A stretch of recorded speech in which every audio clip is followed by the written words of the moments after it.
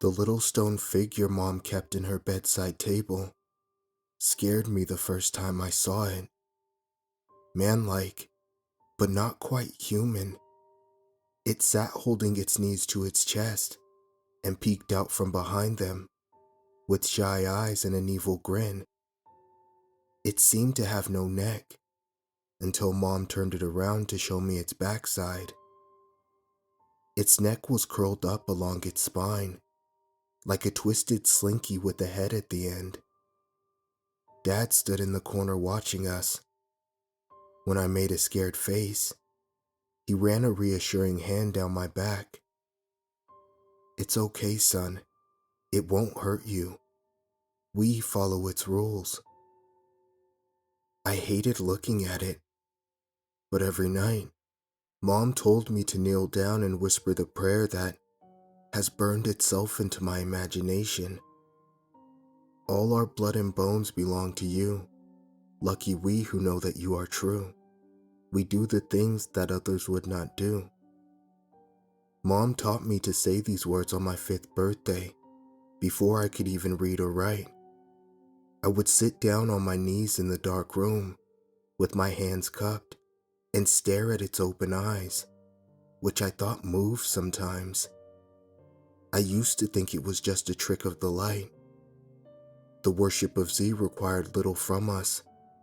Whereas friends went to church and read the Bible, we kept the statue in a dark room and prayed once a day. We had nothing else to do for it. That year, Mom got pregnant with my little brother, and she expressed her gratitude one night by sobbing uncontrollably while praying. I had no idea back then, but Mom had been what Bibles call barren, and doctors said her pregnancies were miracles. 8 months later, she gave birth to Jay at home, without a nurse, and I said my prayers as usual, while she cut some of Jay's hairs and sat it down in front of Z's statue. My eyes searched hers for a reason why she would do that, but her eyes avoided mine. While I prayed, I thought Z's eyes were staring at the tuft of baby hair. Not much changed in our lives, except for this addition to our evening prayer. Every night, Mom cut some of Jay's hair and sat it down with Dad and me to pray. Jay got older and the ritual went on. My parents loved Jay. Mom often talked about how every day was a gift and we should be grateful because a tragedy could happen at any time. Unlike me growing up, Jay got everything new from the store. He began to be a little spoiled, but never naughty or uncontrollable. He was always happy, smiling, laughing, and doing crazy boy things, like dancing on his chair at dinner. Mom would laugh with tears in her eyes. Dad, who had been strict with me, smiled, but I saw his eyes were red. They always seemed to be crying when they had every reason to be happy. I assumed this was how parents acted with the second child. The difference between my upbringing and Jay's became apparent in other ways too. When he learned to say his first words, I asked Mom if we would teach him about Z. But to my surprise, she glared at me and said, "You can never tell him about that, even when he turns 5? Even then," she said and went about folding laundry. After reading Jay to sleep, we all prayed in the room where my parents kept Z's statue, behind a locked door. Jay never went inside, no matter how much he asked. We kneeled down. Mom placed a snippet of Jay's hair before Z. Then we prayed. "All our blood and bones belong to you. Lucky we who know that you are true. We do the things that others would not do." As we reached the final line, Mom dissolved into tears. Dad, kneeling at my side, reached around to rub her shoulder. "It's all right," he whispered. She shook her head. "I'm a terrible mother." I glanced at the statue of Z. with my hand still clasped. Its eyes had settled on her, and its grin looked wider than usual. Finally, we finished our prayers, Dad locked the door, and I went to bed. Soon, Jay began speaking like a healthy boy his age, and I discovered how a wrinkly-faced baby can slowly become full of personality. "Why is Mom's hair long?" asked Jay. "Because she's a girl," I said. I had never seen a girl with short hair before. "How did it get long?" "It just grows out and she cuts it every once in a while." "Why doesn't my hair grow out?" "Because when you go to sleep, Mom cuts it for you." "Because it hurts when it gets cut?" "No, because—" I paused. "Because it's easier." "Does she cut your hair when you sleep too?" "Yes." "Does she cut Dad's hair?" "Yes, she cuts all of our hair. Now stop asking questions." Our parents started planning a huge party for Jay's 5th birthday. All of his parties had been extravagant to the point of excess. This was supposed to be even more elaborate, but Mom seemed less and less happy as the birthday got closer. She lived on the verge of tears and had to force herself to smile. Dad had red, moist eyes whenever Jay hugged or kissed him. They would spend an hour reading to him every night.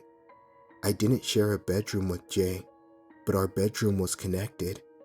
If I left the doors open, I could listen to their voices. One night, Mom told him an unusual story. "Don't you need a book?" "No, this one's all in my head," said Mom. I listened from my desk while I sat drawing. Once upon a time, there was a train driver. He had a very difficult job. He had to drive the train and keep all the passengers safe. He drove the train for many years and never had any problems. But one day, something terrible happened. I heard Jay ask, "Is this a scary story?" "Yes, it's a little scary, but I think you should hear it." "Okay," Mom went on. "The terrible thing that happened was that someone was tied on the tracks, like in those old Western films. Do you know what I'm talking about?" Silence, while Jay probably nodded. "Well, an innocent townsperson was tied up on the tracks. The train driver would have to pull a lever to change course, and he had enough time to do it. But when he found out, there was another problem. The other track had 3 people tied up on it. Couldn't he stop the train?" "No, the train can't be stopped in time. It takes too long. He just had enough time to decide if he'll pull the lever or not." "And if he pulls it, 3 people die?" "Right. Only one person dies if he doesn't pull it." "I don't like this story." "I don't like it either. Let's do a different one. I know it's scary, Jay, but it's important. I want to know what you would do." "I don't like thinking about it. I feel the same way. Can we read the rabbits make soup instead?" His voice had a slight whine to it. "I'll read it after you give me your answer. I promise." In my mind, the right thing to do seemed obvious. Don't pull the trigger and save the 3 people. But it didn't have the normal feeling of the right thing. It should be right no matter what. But this wasn't. I had never heard a story like that. "I think I know what to do," whispered Jay. "But it still feels wrong." "Yeah, I know what you mean. I think most people would agree with you. I agree with you. It feels sad for the boy who needs to die for the other 3. Yes, it's still sad for him. 3 people live if he dies, though." "What about his parents?" "They'll be devastated, but they'll feel proud to know that their little boy saved the lives of 3 other people." There was a long silence until Mom said, Sometimes, the right thing to do isn't the right thing for everybody. You just have to pick the rightest one. Jay had trouble sleeping that night. As one might expect, my parents stayed with him past midnight. When at last, he fell asleep, Dad fetched me for the prayers. I had needed to stay awake for them. "Sorry to keep you up so late," he said, "but you know it's important." Dad unlocked the room, and we kneeled down in the light of the candle, saying the words that we always said to the thing with the moving eyes. Mom put Jay's hair down in front of it.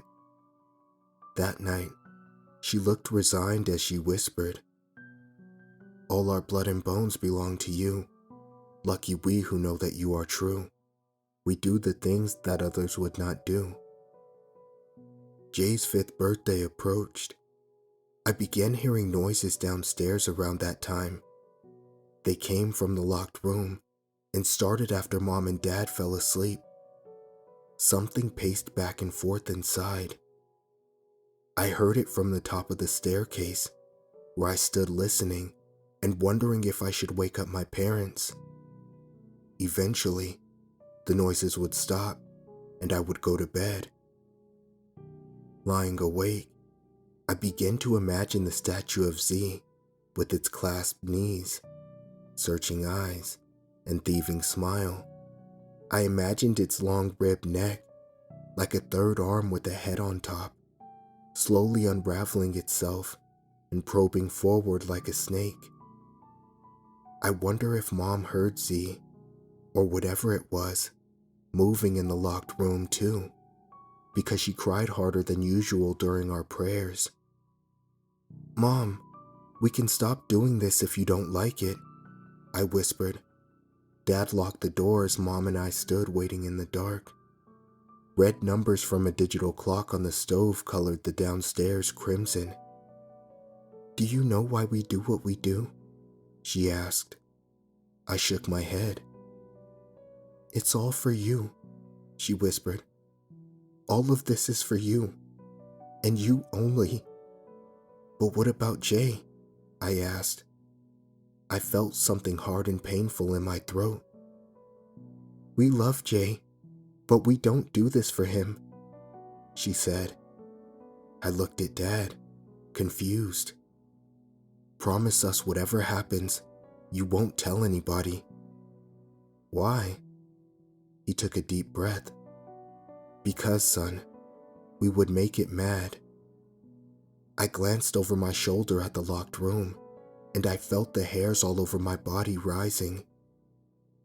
"We made a promise long ago, and we need to keep that promise," whispered Dad. "What promise?" a fourth voice asked. It had come from the staircase. Jay stood near the top, crouching down to see us. "What promise?" he asked again. "Can I know?" "Go to bed, honey," said Mom in a smiling voice. "We're just promising that we'll all go to sleep earlier from now on." "Really?" asked Jay. "Isn't that right, son?" Dad asked. I nodded. "Let's go back to bed," said Mom, shepherding Jay to his bedroom. The next morning during breakfast, Jay asked again why we had been standing together in the darkness last night. "Did you have a dream about that?" asked Mom, not looking up from the eggs in the frying pan. "No," said Jay. "I saw you. I think you might have had a strange dream." Mom served us the eggs, still not looking at either of us. I just stared into my plate. Mom said again, starting to wash the pan. "The last night I ever saw my brother, that thing making noises in the locked room came out. It happened on Jay's 5th birthday. I think we threw the biggest party any boy his age had ever had. It shocked me to see the lengths to which my parents had gone, all while trying not to cry. Mom burst into tears in front of all the guests several times. She just handed Jay a gift, when the tears started pouring down her face. Jay stared in confusion, not sure if he should open the gift or not. My aunt asked if my mom needed anything. "They just grow up so fast, you know?" Mom said, wiping her face. Jay went to sleep that night in an ecstasy of gift getting. He was probably the happiest kid alive. I think my parents intended that to be the case from the beginning. It was supposed to make them feel better about what happened next. Mom cried hysterically through our prayers after Jay fell asleep, and went on crying in bed until late. Sometime around 3 o'clock, I heard the thing moving around downstairs in the locked room. I crept out of bed to peek from the top stair and saw the handle of the room jiggling. It popped open, and in the red glow of the clock, I thought I saw a floating black snake moving slowly through the air and into the kitchen. Except the snake had something like a human's head on the end. I leaped away from the staircase, ran to my room, and jumped into bed. But for a long time, I heard nothing. All I could hear was my own breathing, and I struggled to keep quiet. The staircase began to groan. It seemed to take hours to reach the second floor. Mom was crying across the hall in her bedroom. Dad yelled out to me, "Stay in your room, son. Do not come out." The thing reached my door and paused. I heard the handle turning, but I kept my head under the blankets, shaking and dripping sweat. With my eyes closed, I heard it lurching toward the front of my bed.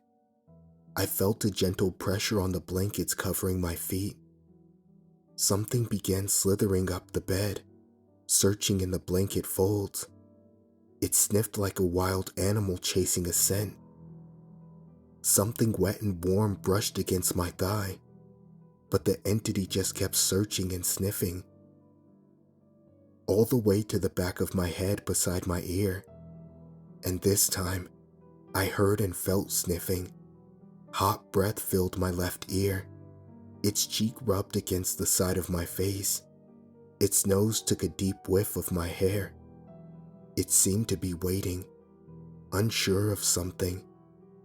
Then it slowly pulled away, and I thought about Z's head being dragged backward across my bed by its coiling neck. Finally, I heard it walking out. I stayed under the covers. Gone or not, I refused to check either way, but I kept listening. Footsteps in the hallway advanced towards Jay's door, and stopped again. He must have been awake because he screamed. Jay slept with his door open and would have seen Z standing in the doorway. First would have come Z's head, peeking around the corner. It would have hovered into the room, supported by its rope of neck. The body would have come next, hunched forward, hands reaching out and grasping.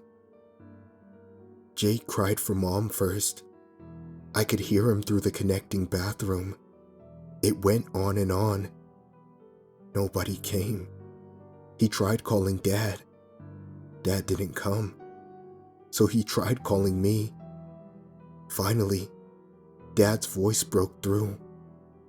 "If we don't give it what it wants, it'll kill us instead. Do you understand? It will kill us." Instead of running to help, I shut the bathroom door, connecting our rooms. The screams grew muffled, and I got back into bed, pulled the blankets over me, and shut my eyes.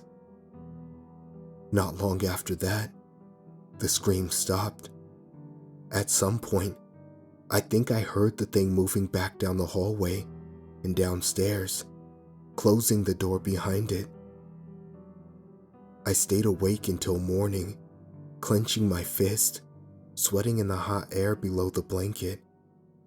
I only stuck out my head when I heard birds singing and took a deep breath of air, sunshine on my face. Mom didn't leave her room that day. Dad cooked for me, and we ate in silence.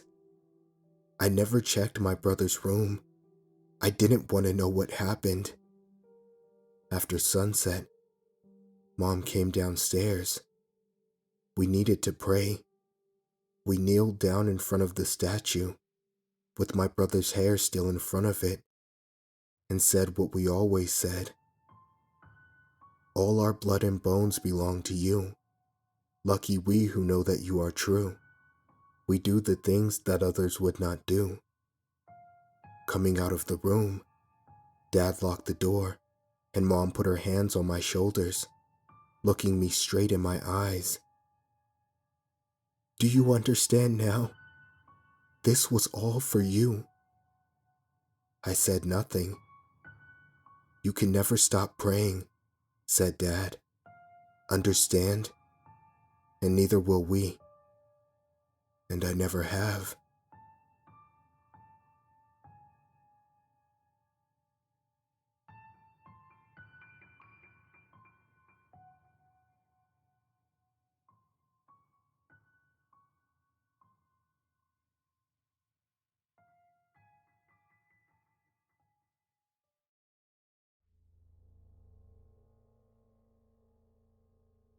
Do you have something that you truly, relentlessly desire?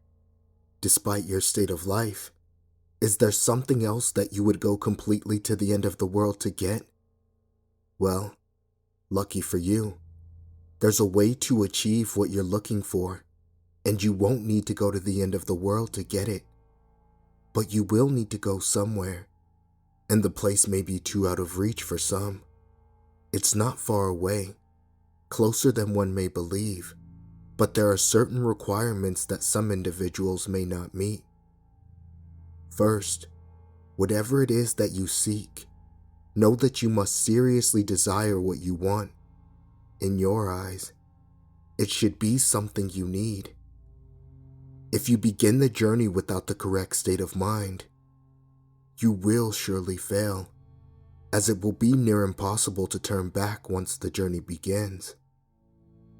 The second requirement is that you need a vehicle of sort. Most use a car, as it's the most comfortable choice. There have been a select few that have used small motorized vehicles, such as an ATV or motorcycle, but this has proven to be quite difficult, as the conditions of the journey can prove to be too bothersome.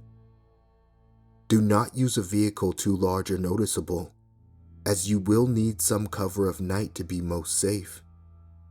Also, while any sort of car will do, you may not want to choose the most expensive or cherished vehicle.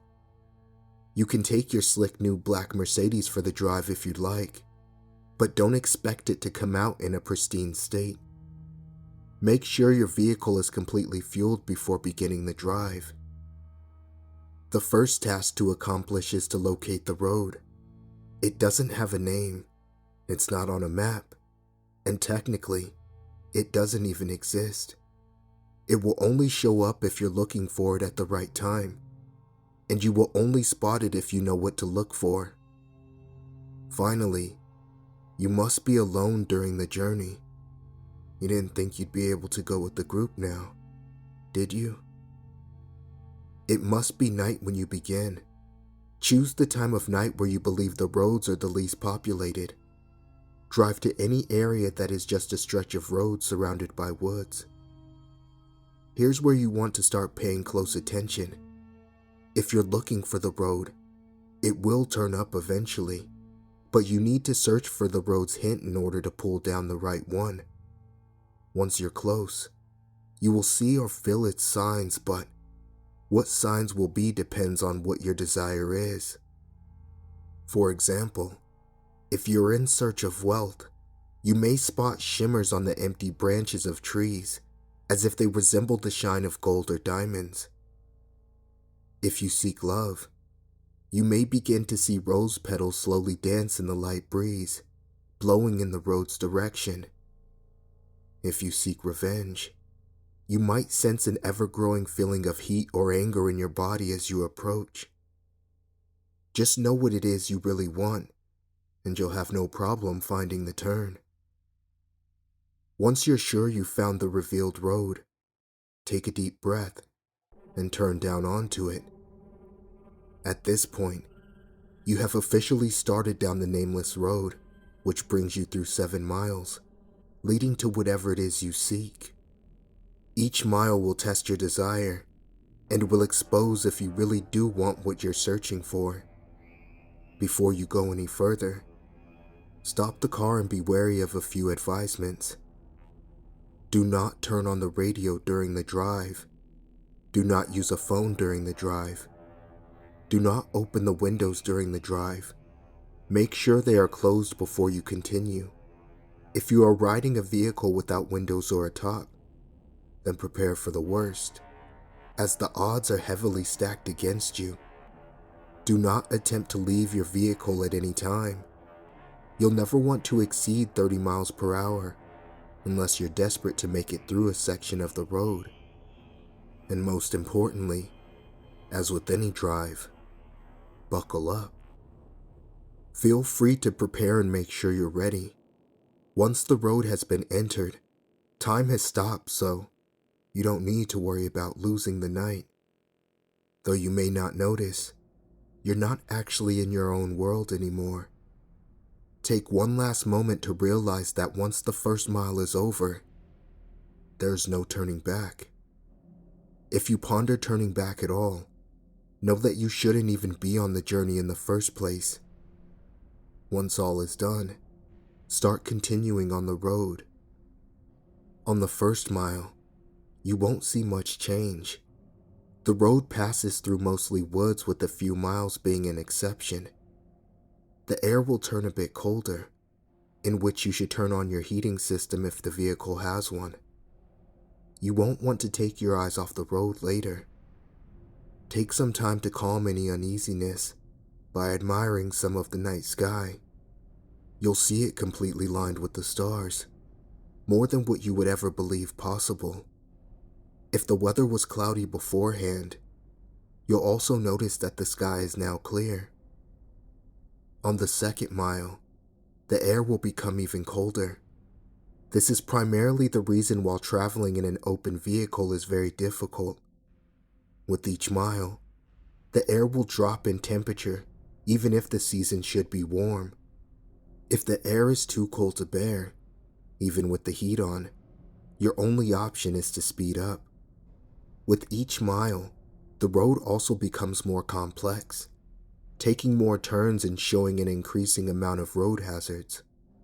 Be sure to always keep focused on the road in front of you, in order to avoid as many bumps or obstacles as possible.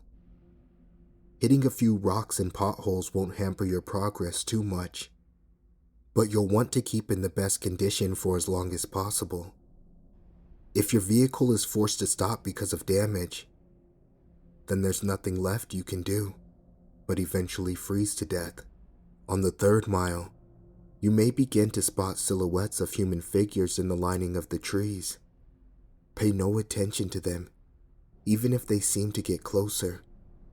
It will be hard to resist peeking at their unnerving, distant appearance, but know that they will eventually reveal themselves later. At this mile, the road will become dirt if you weren't already driving on it in the beginning. Keep to the center of the path, as it will become narrow and wide at random intervals. On a quick side note, you should never attempt to turn around. You'll be left on a path which never ends. You would simply run out of fuel eventually, and be left to freeze in the cold conditions. On the fourth mile, you will not only see more of the figures, but you will begin to, in a sense, hear them. In the back of your mind, a very faint, unintelligible whisper will echo. These will come and go, but you can't stop them. If they become too bothersome or distracting, try and tune them out by thinking of what it is you desire. Attempting to listen and determine what the voices are saying will only attract them to you, and you want to be as far away from them as you can. They'll be closer later, so there's no use in bringing them near you this early. On the 5th mile, you will come to a clearing. The lining of trees to your left will disappear, to reveal a lake with no end, and a beaming great moon over the water. The illumination from the moon will be so spectacular that your vehicle's headlights will no longer be required. Restrain yourself from gazing at it. If you look at its light for even more than a few seconds, the road in front of you will end, throwing your vehicle into the water, in which you will freeze in mere minutes. The voices will be gone for this mile, but don't rejoice yet. They'll be back. On the 6th mile, take into account that you are more than halfway done. Despite the progress, you may lose hope here. The stars will have disappeared at this point, leaving the sky an empty black abyss. The clearing will have ended, leading you back into the woods. The only light you will have will be provided by your vehicle's headlights, but they will flicker from time to time, even if you're sure they're in perfect working order. If you have a radio in the vehicle, it will turn on here automatically. If you didn't turn it off beforehand, it will produce an overwhelming screech that will send you off the path. A calm voice will then begin to speak about your greatest fears, what it is you absolutely fear in your life. It will speak in a way that will cause you to visualize the words in your mind, so don't listen to it. If you begin to comprehend what it's saying, the horrors will prove too much for you to stay on the road safely. Attempting to turn off the radio will prove no use. Speed up if you need to. Just keep your mind off the voices as much as you can. As you approach the end of the mile, the voice will fade out of the speakers, leaving your ears at peace. For now. On the 7th mile, the voices from the figures will return. It won't sound like a whisper this time, but more like distant screams, growing closer with each second. At some point on this mile, you'll hear one of them in your ear, as if one of them were right behind you. This is because one of the figures have found their way into your vehicle. Do not turn around. Their faces will shock you to paralysis, leading you off the road. If you do not draw attention to it, it will become uninterested and hopefully leave. These beings are said to be the one who have traveled down this road before, but were not successful. They lived the remainder of their existence suffering in the darkness, with their only goal of being to bring other travelers down with them. It has been said from experience that these beings can't physically harm you, so as long as they don't cause you to wreck, you should be fine. On the 8th mile, the road here takes very sharp turns, which if overshot, will lead you to throw the vehicle into a pit through the trees. The cold is near fatal here. If you were going to have a glass or bottle of liquid in your vehicle, it would appear solid in mere seconds. The heating system will have become completely obsolete. Your headlights will flicker more, sometimes shutting off for a few seconds. You should brake if this happens, but do not completely stop. The figures will be following you at this point, and you should not stop for too long.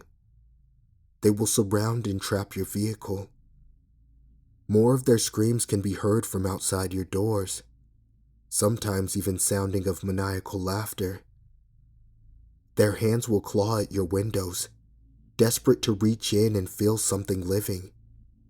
Do not look at them. They won't block your windshield, and the last thing you want to happen is to crash and be trapped with them.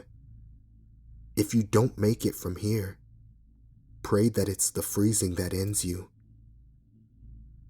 On the 9th mile, your vehicle will stall, the headlights will shut off, as will all other systems inside. There's nothing you can do to prevent this. What you will need to do is close your eyes and immediately attempt to restart the vehicle.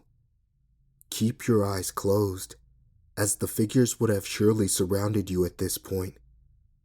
The starting of the vehicle will frighten them, and they will all back away temporarily. This will give you a chance to start moving forward again. If you begin to hear the windows crack from their struggle, don't lose focus. The beings can alter the vehicle, but remember that they still do not have the strength to physically affect you.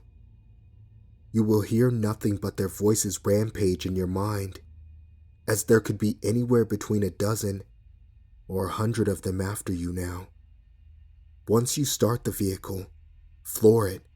Floor it so long as you can stay on the path. When the mile's done, the beings will retreat. On the 10th mile, the voices of the beings will stop. If you were to look in your rearview mirror, you'll see them following you, but not as if they were chasing. They're watching you, as if they were seeing you off. As you go down the 10th mile, the road will be smoother, as if you were back on the 1st mile. The figures will be lining the sides of the path ahead of you. They won't be after you, but they will watch as you pass. Some have theorized that the beings are impressed here, that you have come a long way on the journey to what you desire. This is false. They are not impressed, but they are happy. They are happy you are about to approach the next mile. They are happy because you are most likely going to your death. On the 11th and final mile, everything in your vehicle will lose power, as it did on the 9th mile. The vehicle would normally be immobile, but you will still be moving. An unknown force will be pulling you forward. In the darkness, you will see a glowing red light up ahead, as if it were a light at the end of a tunnel. Close your eyes and cover them. Do whatever it takes to make sure you do not see what you are about to go through. Covering your ears would also be helpful, but keeping your eyes covered should be the higher priority. The red light is another clearing, but there's no moon or lake this time. Once it's entered, unrelenting and inconceivable noises will sound from all directions. No amount of bravery and conditioning will spare you from these sounds.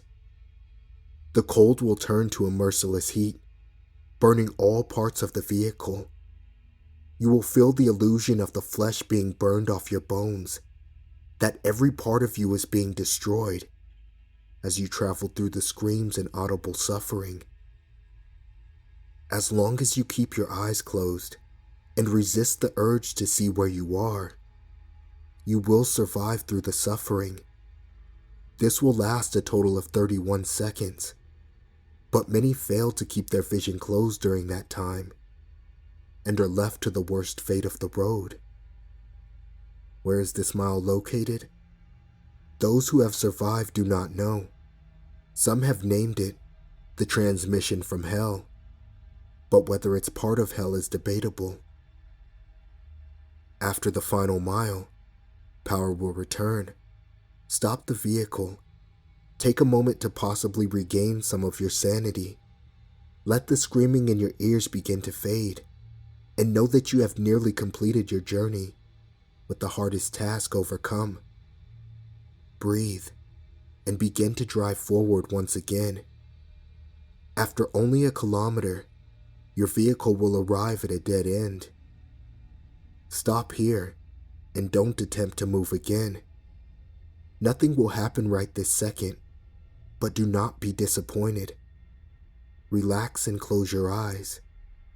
Imagine in your mind what it is you've desired the entire time. It will most likely still be the same as when you entered, but with some, this desire may actually change through making this journey. Think about what it is that you went through, such terrifying and difficult means to acquire, and imagine possessing it in your hands. Once you have completely visualized this, slowly open your eyes. You will then find yourself at the beginning of the unnamed road, where you first began. This may confuse you, but know that you are finished. Your task is done. Your mind will then return to your reward. If what you desired was material, check in the back seat or in the trunk if the object is larger. If the object was small enough, it might already be in your pocket. If what you desired was non-material, then do not be disappointed if the change is not immediate. Turn back to where you came from, and you will find in your life that what you wanted is there. You may have found the love of your dreams. You may have gained unnatural, unimaginable power. You may have put your most hated enemy to the most satisfying revenge possible. You will have no doubt gained what you deserved. So now that the task is done, what's the catch? Is your vehicle cursed? Is there something you're about to lose? Is your death imminent? The answer to all is no, of course. You've done the challenge. You've proved worthy to what you desire. As stated before, the sounds of the 11th mile will continue to exist in your mind, potentially causing you some vivid and unusual nightmares, but these should prove as nothing compared to what you've gained. Now, one last question. Is there something else you desire? Are you not yet satisfied? After all, you're right back where you started. The road's right in front of you. So are you up for another drive? If so, buckle up and just move forward.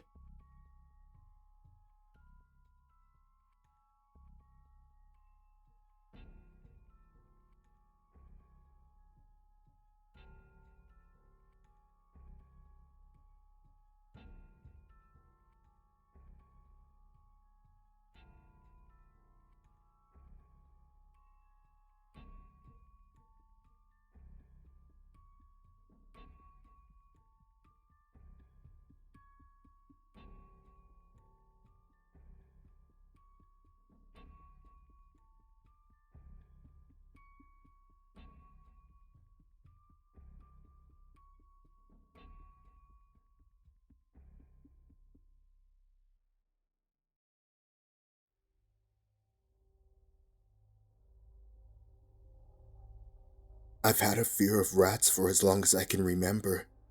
I don't know exactly what it is about them that scares me. It's not just the tail or the way they move or how they sound. It's everything, and it's nothing. To me, rats have always been synonymous with unconditional terror. It all comes from a childhood trauma. A large rat chased me up a hill where I had to hide in a tool shed. The thing seemed rabid, and I had to sit in there for at least an hour, listening to the squeals and cries of the desperate thing that wanted to eat me. It was an unusually big rat, larger than some cats I've seen. It's called musophobia, and up until recently, it hasn't really been an issue. I mean, sure, I can get panic attacks and a flight reaction by just seeing one, but I've been able to keep them out of my life more often than not. Sure, now that I'm a parent, I won't let my 2 kids have a hamster, but I'm pretty sure the Yorkshire Terrier we have keeps them busy. My phobia became an issue not too long ago. I was driving the kids home from school. Traffic was being rerouted for maintenance, so I had to take a smaller dirt road instead of staying on the main. It wasn't far, and there was barely any traffic. The road goes by a set of fishing cabins, set up around the lake, but was extended to lead back to the main road further up ahead. Usually, there's nothing but frogs there. As I drove by, a small family of 6 rats ran straight across the road. This had never happened to me before. My body spasmed and my mind blanketed. I panicked and turned the car straight into a pine tree. It was such a strange feeling. I heard the sound and scream and tried to cover my ears, only to realize I was the one screaming. My oldest daughter managed to call 911. My reaction was far scarier to them than the crash itself. We were fine. I was driving slowly and everyone turned out okay. Even the car was okay, after some light body work. However, my wife insisted I started going to therapy to deal with this terror, once and for all. I couldn't say no, not again. There aren't many mental health professionals in the nearby area, so the list of available therapists wasn't long. I could go for 2 sessions a week if it wasn't too far away. I was looking for assisted exposure therapy, and truth be told, I was a bit on edge about the whole thing. My wife was the driving force behind this decision, so she pretty much just pointed me where to go. She chose to sign me up for a session with Dr. Jane Bogan. Dr. Jane was excited to see me. She was in her 40s and had this combed-back Elvira-looking hairdo, but without the volume. At first sight, you might mistake her for a medium or a psychic. It wasn't the best first impression, but her credentials checked out. We shook hands, her wrist rattling with jewelry and chains. She insisted I call her Jane. The office was kind of murky. Dark gray wallpaper with a matching carpet, plenty of bookshelves with the desk set up by the corner, and, of course, fancy leather lounge chairs, the kind you can straighten out to lie down in. Her office assistant, Jeremy, offered me coffee and a donut before returning to an adjacent room. Apparently he helped all 4 offices in the building with their scheduling, but Jane was the only one working today. Jeremy was a short, balding man with a tired look. He had some kind of accent, but I couldn't put my finger on what. European, I think. Today, he's all ours, Jane joked. Jeremy didn't laugh. Jane and I had a long talk about my phobia. I told her about the tool shed on top of that greasy hill and the screeching sounds of the rabid rat, the desperate scratching, trying to make a dent in the front door. I told her about the crash and how my body just seized up and refused to let me act. Jane was a very active listener, asking follow-up questions and making notes along the way. She nodded, made eye contact, and seemed very attentive. She was good, and just talking openly about my fear was refreshing.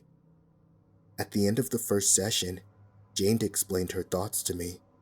Until next time, I'll present a treatment plan, but I can already say, you're a prime candidate for overexposure therapy. Do you mean exposure therapy? I asked. No, this is different. She smiled and touched my hand. Overexposure therapy is slightly different, but far more effective in the long run. It also doesn't require you to actually meet or touch any rats. It can be done right here in the office. Really? I've never heard of it. I'm licensed to perform it, she said and stood up. She pointed out a diploma next to her desk. Right there, underneath the degree from Minnesota State, was a license from the Board of Behavioral Health and Therapy, BBHT. It looked official enough, and I didn't have any reason to distrust her, so I agreed to discuss it with my wife. Of course, it wasn't much of a discussion. I didn't mind trying something new, and my wife was overjoyed to see me progressing. We tried looking up overexposure therapy, but it didn't give us anything. Most links were just explaining how regular exposure therapy works. I didn't like the idea of facing my fear, but with the guidance of Dr. Jane, it felt a bit easier. She was a professional after all. I called her and agreed to the treatment. She explained it would be best to set aside a full day for it. We booked the upcoming Saturday. It wouldn't be cheap, but she guaranteed a breakthrough. I'd wager my reputation on it. She laughed. The next Saturday, I kissed my wife goodbye and left to see Dr. Jane. I was nervous, but seeing my girls waving goodbye as I pulled out of the driveway, that calmed my heart. They were so worried about me. I had to get better.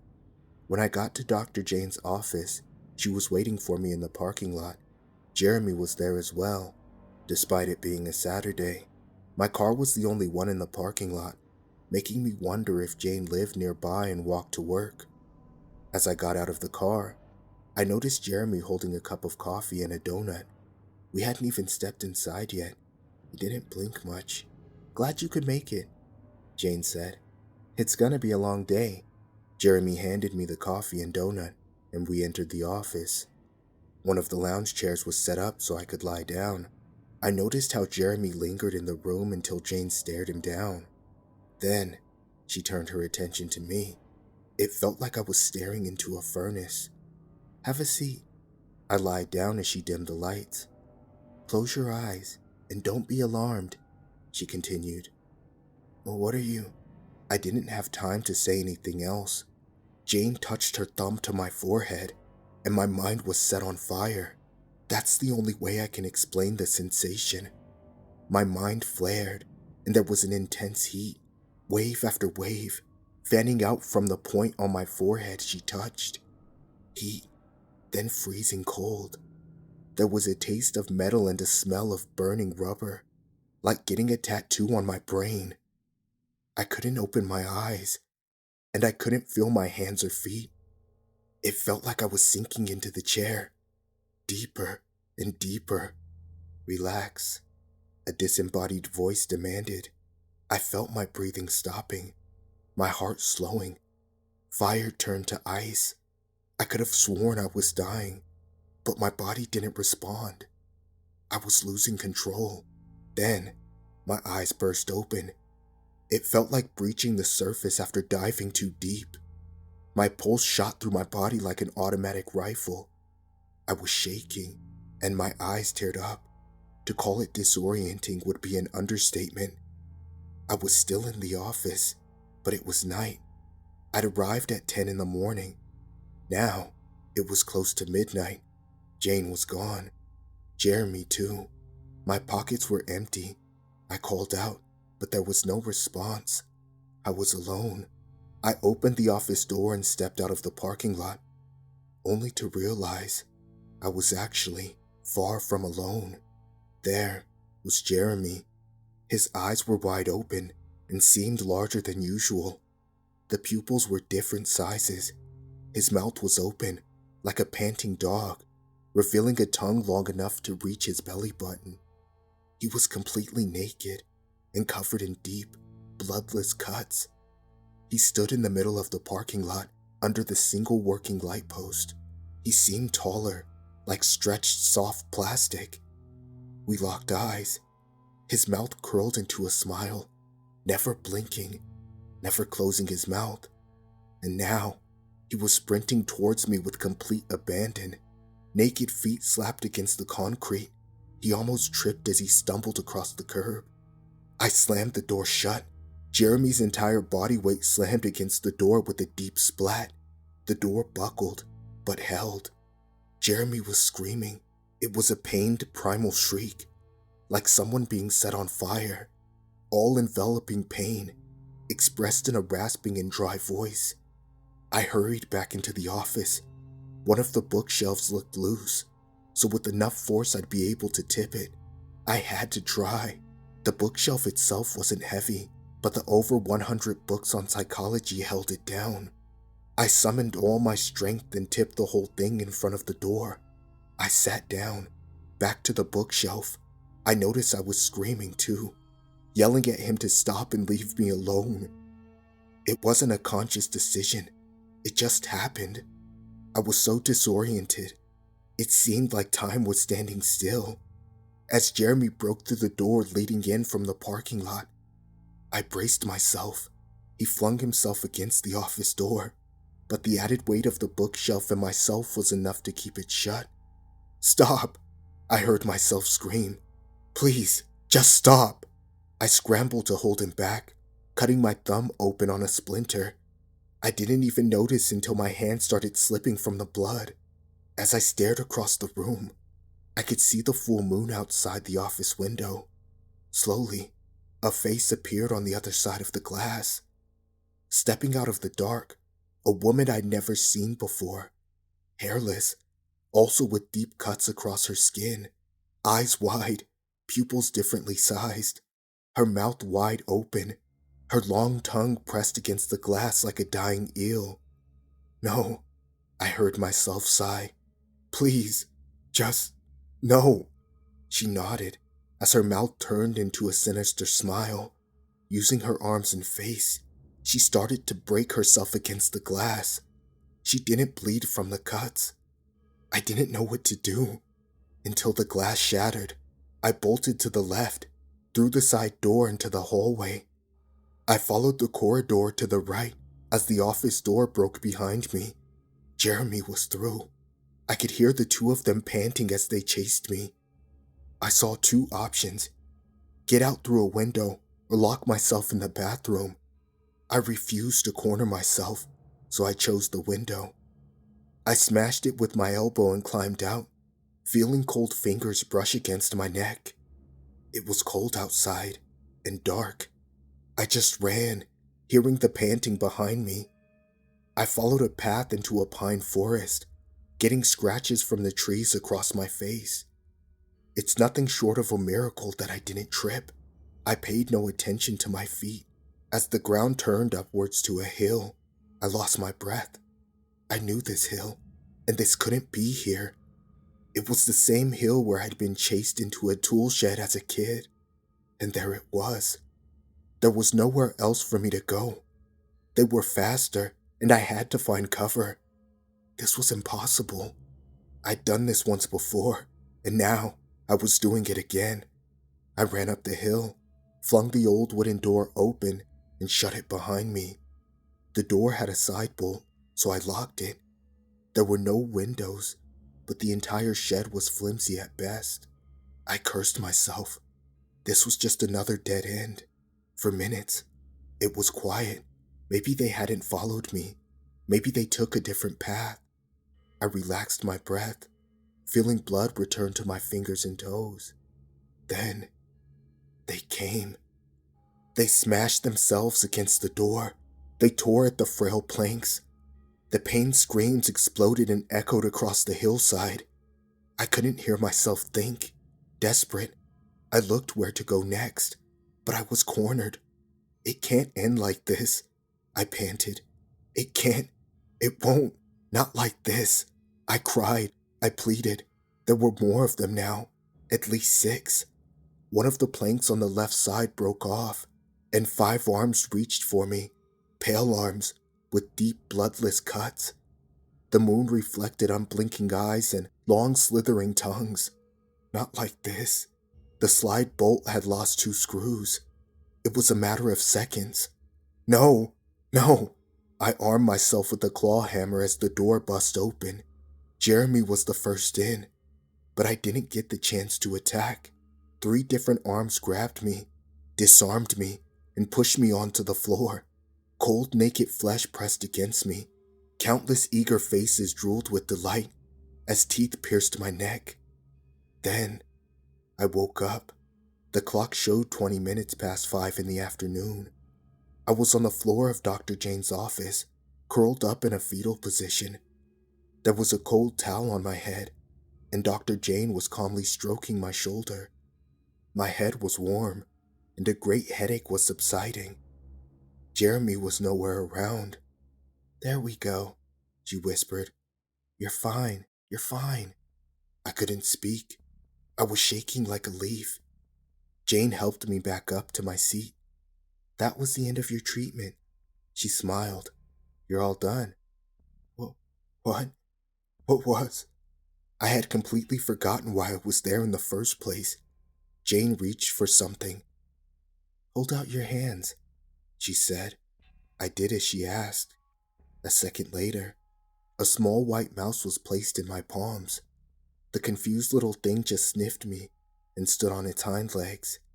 I didn't react. In my mind, I was about to be eaten alive just seconds ago. "You seem to be cured." Jane smiled. "Treatment successful. You can give him back now, if you want." I wouldn't mind holding him for a bit. I really didn't. I wanted the little mouse to stay.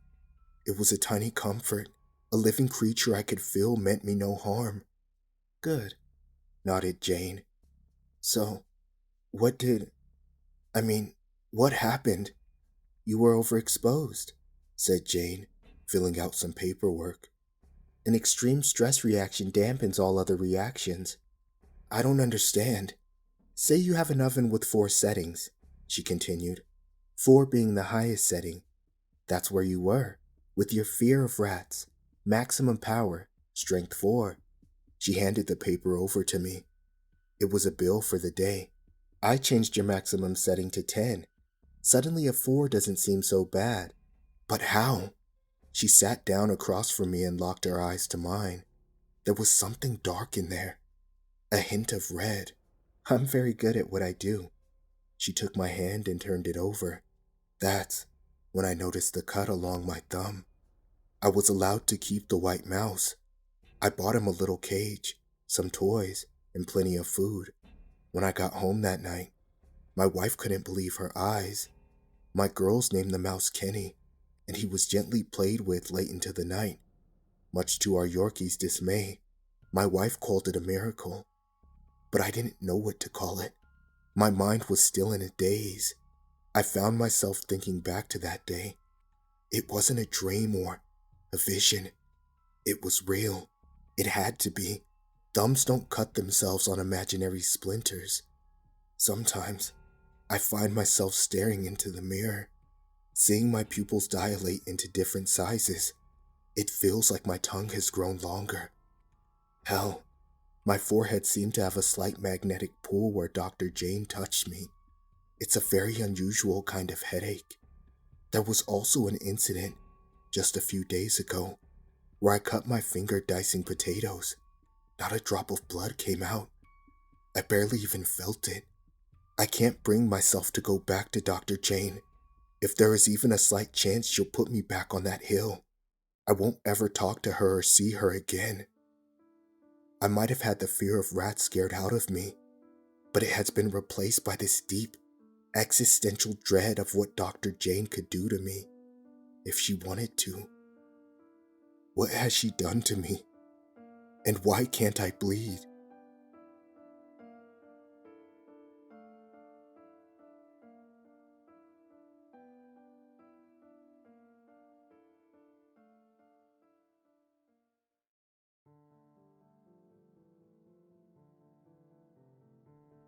For a few years, I've worked as a private contractor. My grandfather taught me to be a woodworker and carpenter.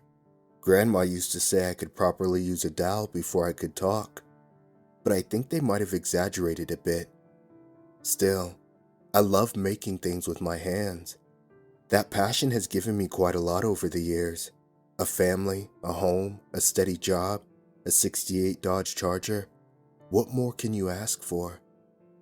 That is, until not too long ago, when I got a bit more than I asked for.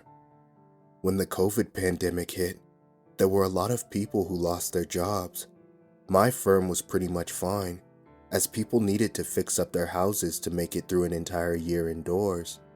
There was also a rising interest in custom furniture, so we got a lot of special orders. I felt kind of bad that we were doing so well, so I decided I wanted to do something to give back to the community.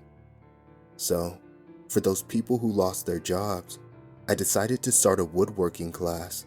My wife loved the idea. I got to use the wood shop at a local high school after a few short talks with the principal. I put up flyers around town, posted some ads on social media, and asked my daughters to spread the word in their classes. We still made sure to adhere to safety standards, so there could only be 10 people at a time, and we were spread out far and wide. It took me less than a month to put it all together, and sooner than I realized, I was a teacher.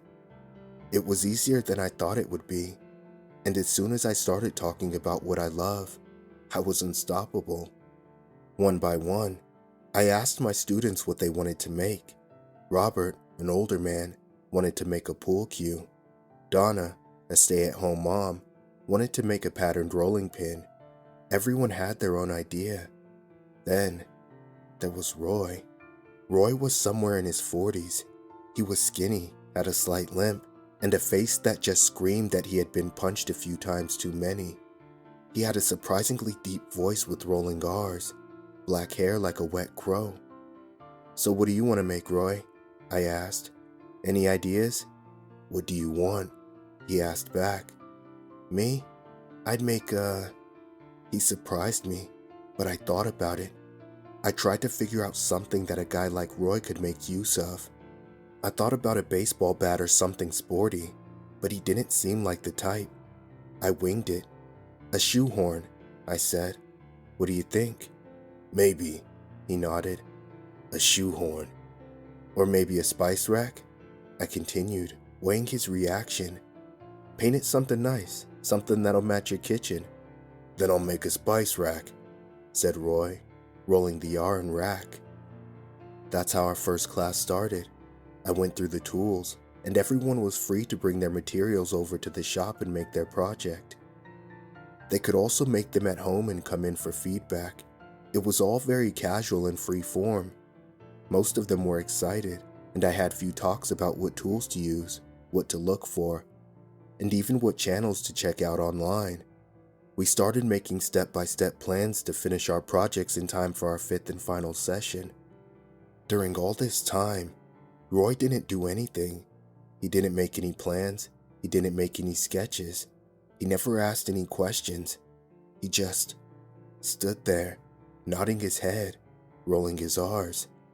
Sure, he was going to make a spice rack, he said, but he never had anything to show for it. 5 sessions came and went, and everyone had something to present. Robert finished his pool cue, and Donna made an amazing star pattern for her rolling pin. Roy, on the other hand, had nothing. "Didn't you finish your project?" I asked. "I did," he said. "I just didn't bring it." Again, that rolling R and bring made me shiver, and not in the good way. "We'd love to see it," Robert said. "It's okay if it isn't perfect." "But it is," nodded Roy. "It is perfect." He rolled the R in perfect just a little bit too long. Robert was clearly uncomfortable. Once my first group of students finished, the next batch signed up. A lot of younger folks this time, a majority under 18. And to my surprise, a return student, Roy. While Julian and Greg wanted to make a chessboard and a wall shelf, Roy didn't want to make anything. Instead, he just asked me again, "What do you want made?" This time, I said a ladder, a tool, something practical. Roy agreed. Weeks passed one after another, and the same thing happened. Roy kept showing up empty-handed, while the other students just looked at him funny. Greg made his shelf from solid oak, and Julian made her chessboard from birch. Roy, on the other hand, just listened to my instructions and took notes. He really seemed like he wanted to make something, but he just never did. As I started my 3rd batch of students, Roy came along for the 3rd time. Again, he asked, "What do you want made?" At this point, I was frustrated. "I'd make a tool shed, Roy," I said, "to put all my other projects in." He lit up with a smile and nodded. I could have said a spaceship. He still would have agreed. The other students noticed something was up, and 2 of them didn't come to the 2nd session. 2 more dropped out by the 3rd. By the end of the final session, it was just me, Roy, and 3 people who had nothing to show. They were eager to leave, and I didn't feel like stopping them. Finally, there was only me and Roy left as I cleaned up. As I put away the sign-up sheets, he sat down across from me with a big smile on his face. "I finished it," he said. "Finished what?" "The tool shed." "Right. Is that where you're keeping the spice rack and the ladder?" "Yeah." I laughed, but he didn't. I waited for him to tell me it was a joke, but he was dead serious. He stayed silent, watching me. "You're serious," I said. "You actually made it, didn't you?" "Yeah," he nodded. "Wanna go see?" "I don't think so, Roy. No offense, but I'm not sure we're that close." "Okay," he said. As casually as picking up a pack of gum, he suddenly pointed a gun at me. "I want you to see it. I need the feedback." It was a strange feeling, being so casually threatened. You don't realize the danger at first. Mortality is just this fleeting abstract concept until you stare down the barrel of a loaded gun. Suddenly, you remember that you can die. We took my '68 Charger. Roy was slightly larger than I thought, and he had to lean back the passenger seat to fit his legs.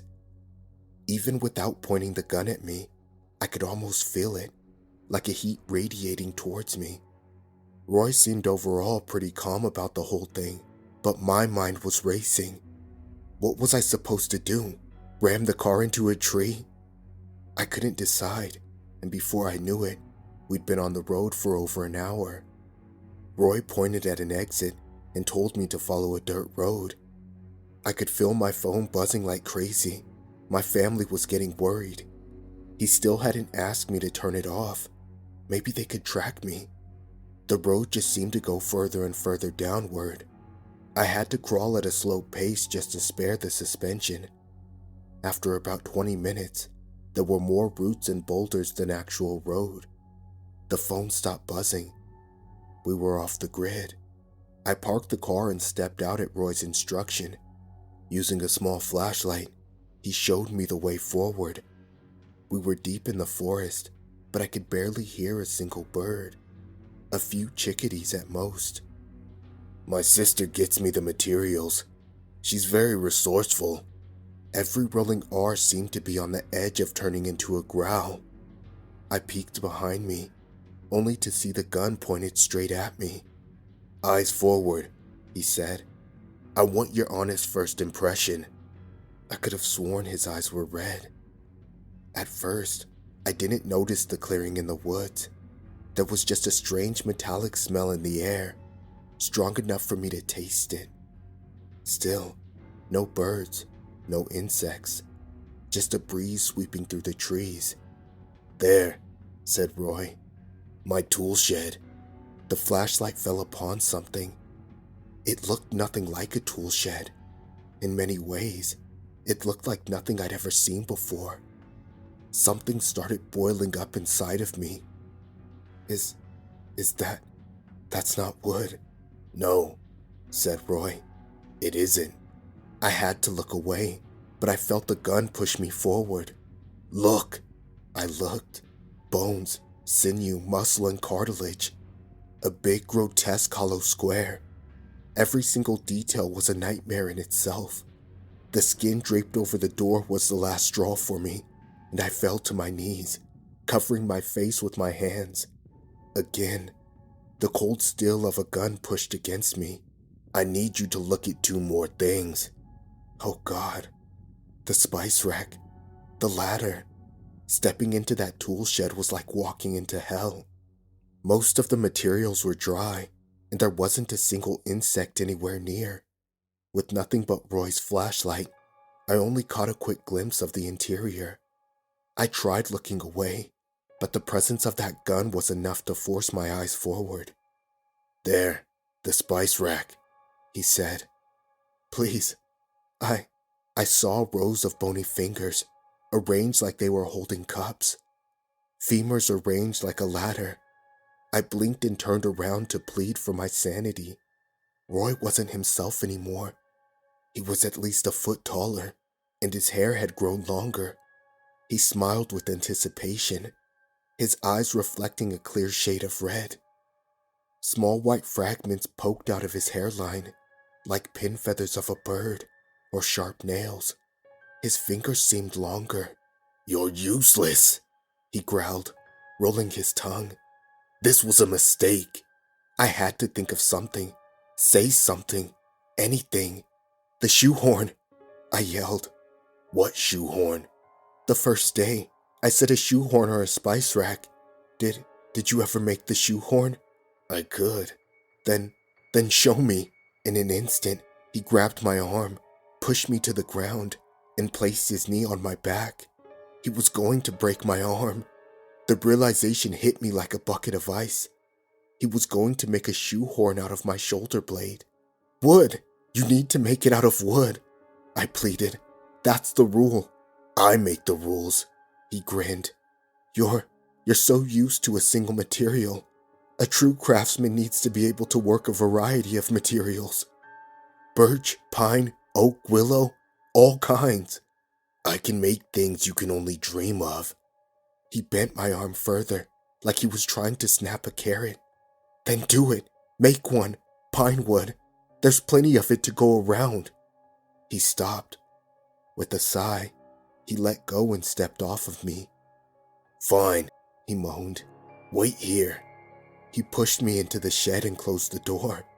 I fell to the floor in complete darkness. It was like a nest, covered in branches, mud, and grass. In fact, it smelled more like mud and grass than anything else. I couldn't help but wonder how something so grotesque could be almost completely without smell. It should have stunk like hell in here, but it didn't. A faint whiff of iron. That was it. The first thing I tried was my phone, but it was no help. There was no reception, and the light did nothing but bring my nightmares to life. I couldn't stand to see my surroundings, but filling the walls blindly didn't help either. I couldn't see any weak spots, but I couldn't feel any either. I was stuck. The door was locked. I don't even know how, but I couldn't budge it. The entire shed was sturdy, using some sort of pine dug into the ground as support. I tried feeling my way out into the dark, but all it did was give me an inner picture of what I was actually standing in. After a while, it got so dark that I didn't know if I was closing my eyes or not. I lost track of the door. It all just felt wrong. How can you differentiate a door from a wall when all you see and feel is dry meat and bone? I tried everything, lifting, wedging, leverage, but got nothing. The shed wouldn't budge. It felt like I struggled for an eternity, but it had probably just been an hour. Light or no light, I couldn't get out. My phone just sat there in my hands. Useless. I felt it in my chest. That black sinking anxiety. The cold. That feeling when you think you're about to die. I must have sat there, frozen, for hours. I snapped to attention when I heard a sound outside. It was smaller, careful, tiny steps. Hello? Is anyone there?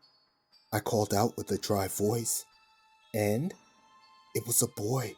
Just some boy in the middle of nowhere. And all he had to say was, and? I pushed the confusion away, feeling a hope light up. Hey kid, I smiled. You, out there, can you open the door? And then, I paused to think, what the hell was this? And then we can go away. Do you want ice cream? We can get that. We can get whatever you want. Pizza? And then, I was about to explode on this kid. He had this infuriating tone like he was mocking me. Then, suddenly, the door opened. He had the same dark hair as Roy, but was no more than 10 or 13 years old. The same red eyes, the same pale complexion. He was dragging some sort of blue plastic garbage bag. And then, he asked again, I don't know what you want. I looked around. The coast was clear. I couldn't leave him there. I tried picking him up, but he just recoiled. He shook his head and then stepped away.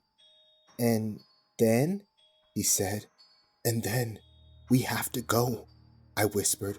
Come on. And then, he said matter-of-factly. He stepped inside the shed and closed the door. I just started running. My car wasn't far off, and I was far quicker on the way back than I'd been getting there. The keys were still in the ignition. The Charger seemed just as eager to get me out of those woods as I'd been getting out of that shed.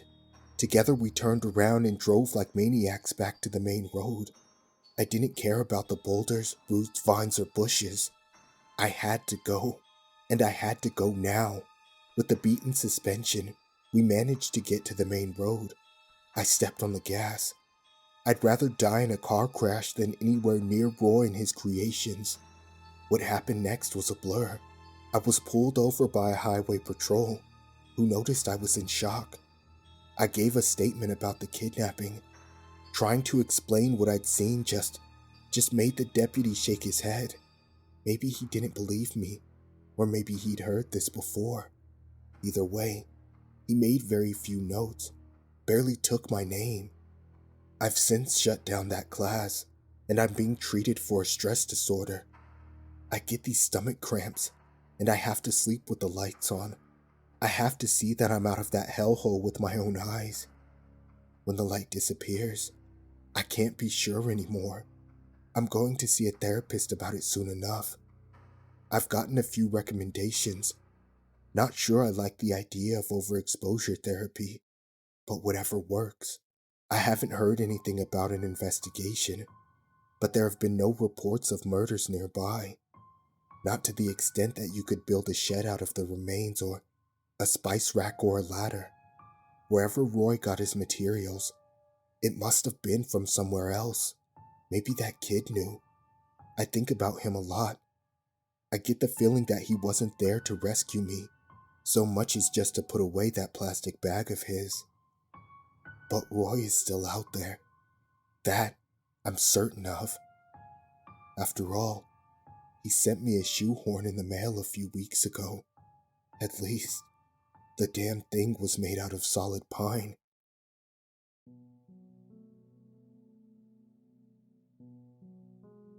Blood.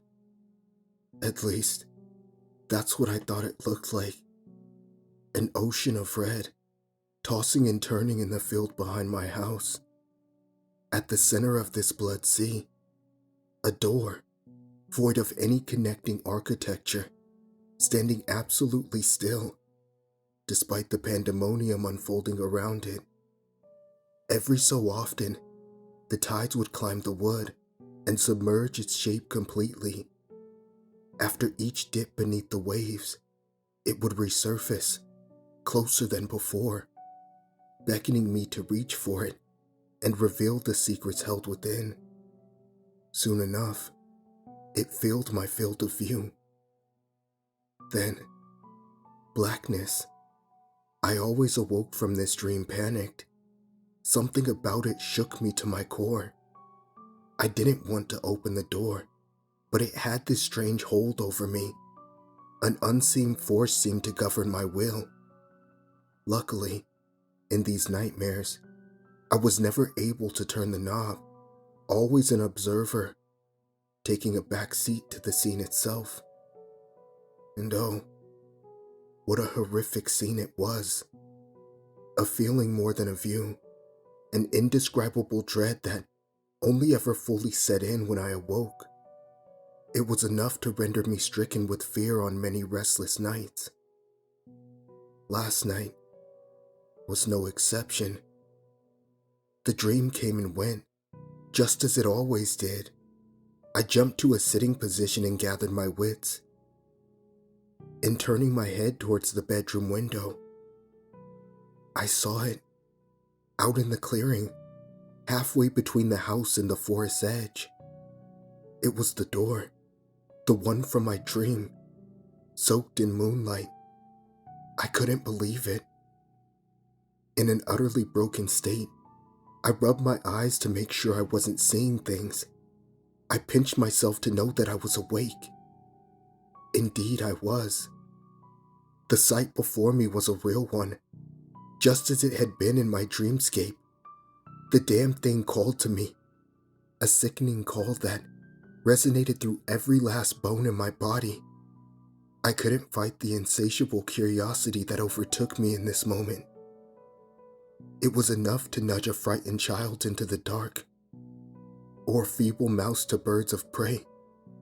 A pull so strong, it made me need the door as much as I needed the air in my lungs. A terrible, wicked need. Unable to resist, I ventured out to the field and stepped over to it, my heart pounding so hard it echoed off the door's wood. Contrary to the signals I sent my body to run, I stayed. Not only did I stay, but I reached for the knob. Luckily, my hand stopped mid-turn. Perhaps it was the adrenaline, or maybe the overwhelming fear that cascaded throughout my body. Either way, I was able to regain my movement and back away from the door. This small victory over the mysterious powers that befell me, however, would be short-lived. It was soft at first, like a creek rolling in the woods, but it grew louder and more powerful. A river, then a waterfall, and finally a dam bursting out into the world, a relentless energy devouring everything in its path. It was a familiar sound, one I knew very well. I turned and saw the blood from my dream. A tsunami of horrific proportions hung in the night air. For just a brief moment, before crashing down to earth, it engulfed my home in seconds. I had no choice at this point. Just before it touched the land at my feet, I opened the door and stepped inside, swiftly closing it shut behind me. I was now an animal caught in the trap of an unknown hunter. A hunter who would soon sink his talons into my flesh. With my hand still against the door, I craned my neck around to survey the area. What I saw was unexpected. It was a room, the kind you might see upon entering an office building. There was a desk with a receptionist, tapping away at a keyboard, and stairs leading up to the next level. But the design, it was all white. I had to turn away at first, blinded by the brightness. When my eyes adjusted, I turned back, and the receptionist took notice. "Oh, hello there. Come, please. I won't bite. I promise." I hesitantly stepped over to the front desk. She smiled. "What is this place?" I asked. She dodged the question. "Sorry for the theatrics. It's the only way we can get people to open the door. The allure isn't enough, it seems. Human fear is the one thing we don't fully understand yet. We're still working out the kinks, you see." I looked at her, confused, not completely sure just what she was rambling on about. "Oh, I almost forgot. You're expected upstairs in room 371. I'll take you there." Before I could object, she walked out from behind the desk and grabbed me by the arm, pulling me up the stairs with a vicious grip, smiling the whole way up. "Don't look so troubled, dear. It'll all be over before you know it. A quick procedure, then you can move on." "Where are you taking me? What is this place? What the hell is going on here?" She smiled again. "You humans are always so inquisitive. Such a strange trait." Soon enough, we arrived at what I presumed was room 371, a black door at the end of a long white hall. The dissonance was unsettling. "Here we are." The receptionist knocked twice at the door. An older gentleman opened it up to greet us. He was maybe in his 50s, well-dressed, gray mustache. "Ah, yes, you must be our latest arrival. How are you?" he asked. "I want to go home, right now," I demanded. The man and woman chuckled. "So strange how they all tend to say that. Well, let's begin." The receptionist handed me to the gentleman and closed the door behind us. I was now in an equally black room, small, maybe 12 meters by 12 meters, with a chair, akin to one in a dentist's office, and a podium behind it, upon which was a device. Before I could get a better look, the man pushed me into the chair. Restraints automatically wrapped around my wrists and ankles. What the hell is this? I tried to break free, but it was no use. "Calm down. You'll only make things worse for yourself. It's best you don't struggle. Not much point in it anyhow." Another individual entered the room, a younger gentleman. Henry, where in God's name have you been? Quick, come, man the controls. Yes, sir. Sorry, sir. Henry stepped over to the podium and started adjusting things. The older man walked over to me and smiled. He pulled a sharp silver utensil from his pocket. Don't fight. It's just a few small incisions. That's all. In a flash, the silver met my forehead. It was over so fast, I barely had time to wince. The man had engraved 3 straight lines into the skin just below my hairline. There, that wasn't so bad. Henry, are we ready? Yes, sir. Everything has been calibrated. Good. I chimed in. Why don't you just kill me already? They both laughed. Then, the older man leaned in. Do you think that's what we're doing? No. We're extracting your soul. But first, we need access to your memories, the powerful ones, the recollections that have stuck with you, even after long bouts of time have passed. I felt Henry place a helmet on me. It shrunk to match the outline of my head. The man gave it a few knocks. This'll show us what we need to see. Then, the pathways should illuminate, a roadmap to the human soul. That's what we need. Fire it up, Henry. Small prickly needles pierced the cuts on my forehead from within the helmet. Then, an image appeared on the black wall ahead, like a projection almost. It was a memory, one of my memories. As I watched awestruck, something happened. My consciousness was seemingly transferred. In an instant, I was transported to the scene, now reliving the moment on the wall. Rebecca and I stared at the farmhouse. It wasn't much to look at, but it had potential. That, and the land around it was vast, surrounded by a beautiful forest. Is it everything you hoped it would be? Rebecca asked, wrapping her arms around me. It is, actually. I put my arms around her waist and turned to meet her gaze. We had been together only a year, but I knew, before this point, I truly cared for her. But in this moment, I fell. Now that we were starting a life together, all bets were off. She was the one, and I couldn't have been happier. I awoke in the black room like a diver coming up for air. My lungs were on fire. Reliving memories was not a painless procedure. No, Henry.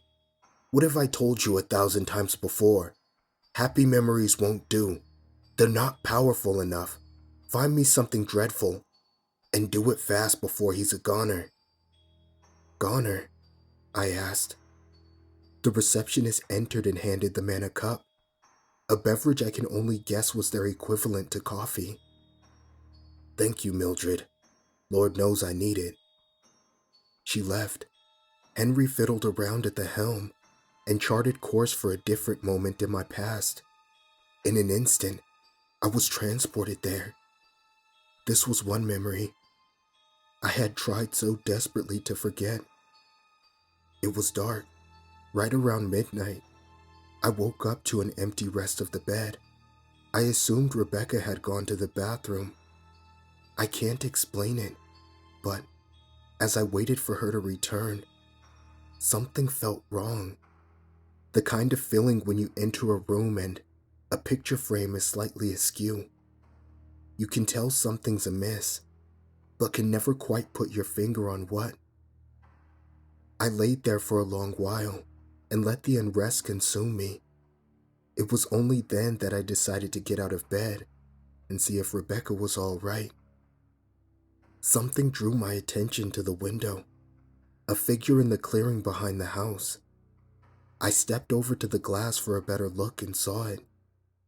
It was Rebecca, falling from the ground. My heart sank. I raced out of the house, screaming her name. When I reached her, I knelt to the ground by her side.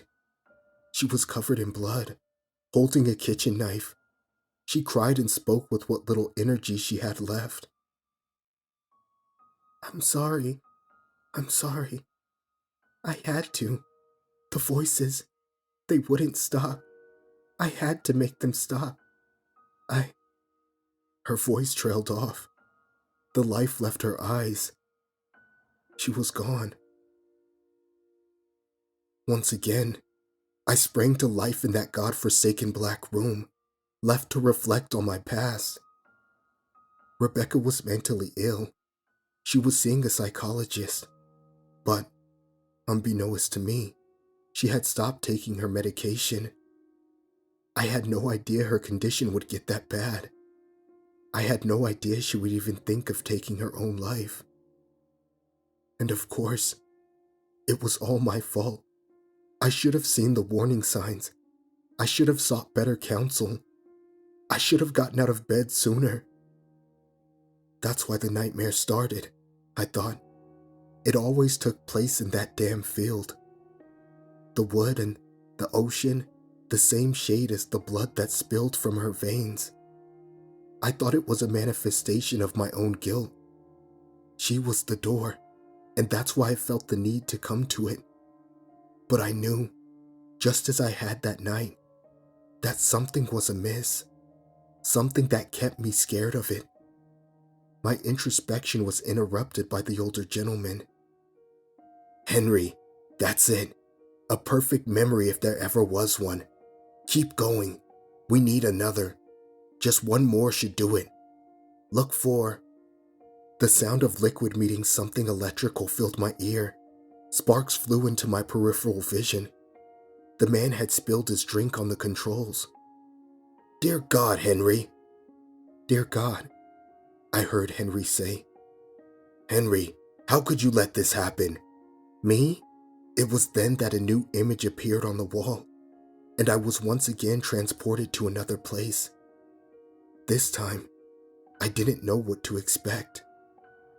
I was drowning in the ocean of red that plagued my nightmares, and there, at the center of the field, was the door, in all of its ominous glory.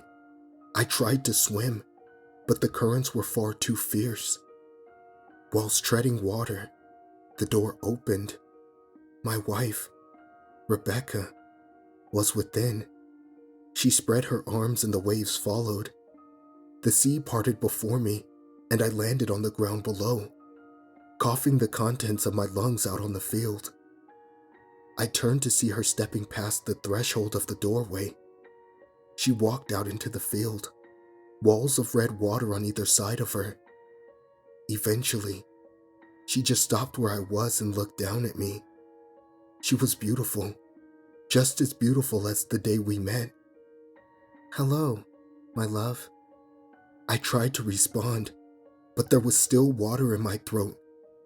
One blink and she was gone. Her voice met my ear from behind. Why didn't you save me?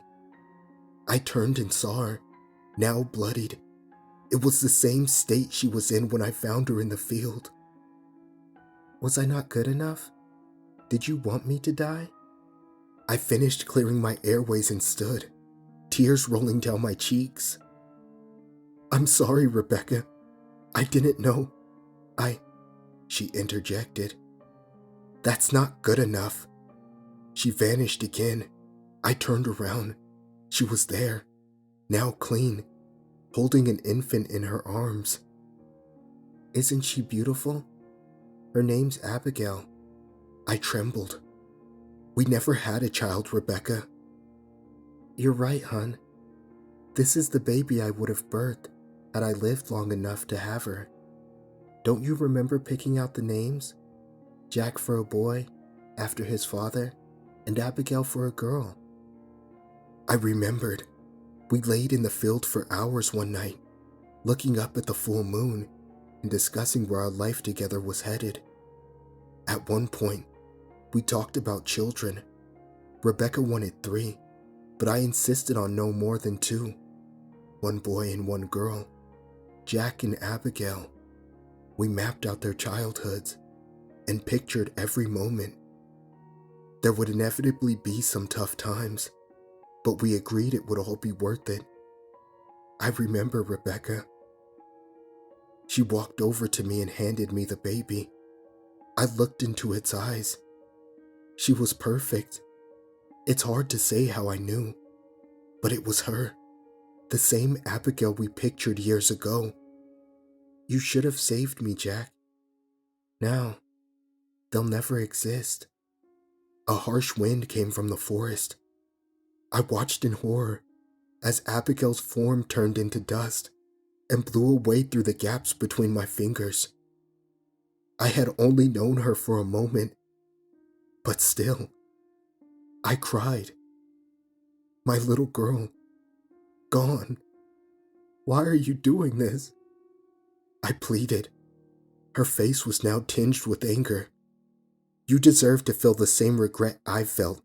I've plunged the blade into my skin, but you could have stopped it. I needed you in that field, and you weren't there.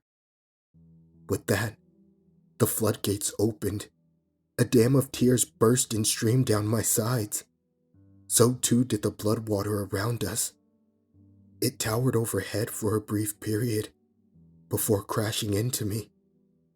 Once above the waves, I watched as Rebecca walked across the water and into that red door.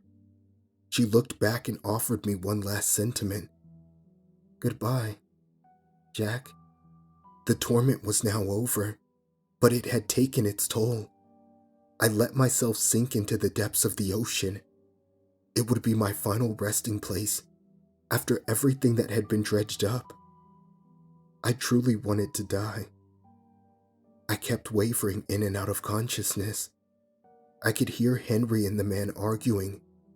He's not doing so well in there. We might have to cut this one loose. We can't afford the backlash if this gets out. Pull yourself together, Henry. If we can just get one more. One good one. That was the last thing I heard before passing out. For a time, I drifted through the black void of a dreamless slumber. Until, finally, something pulled me out. Rebecca's voice. A thunderous cadence that would have woken even a bear from hibernation. Wake up, Jack! I awoke in a white room, the kind of which I recognized. It was a hospital. It seemed I was being looked after. A nurse was checking my vitals when she looked over and noticed my eyes open. Oh gosh, you're awake. Brilliant. You've been out for quite some time. What happened? I asked in a groggly slur of speech. You were found in the field behind your home, out cold. You've been comatose for nearly 24 hours. I tried pulling myself into a sitting position. She pushed my shoulders back down. Please, rest. You've lost a lot of electrolytes. I'll go get the doctor. She'll help. Just sit tight. The nurse left and I gathered some composure. Comatose, huh? Does the body wonders. Strange nightmares, repressed memories, the works. I let out a morbid laugh, amazed that my brain could even construct such dream worlds. Within moments, the doctor came in and greeted me.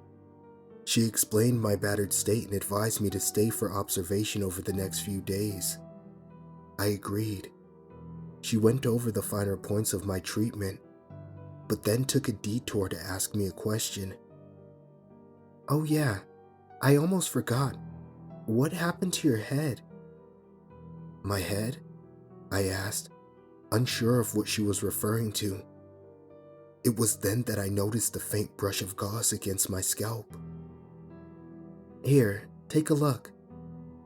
She handed me a mirror and carefully removed the bandage. I was mortified by the sight. Above my eyes were 3 perfectly straight cuts, etched across my forehead.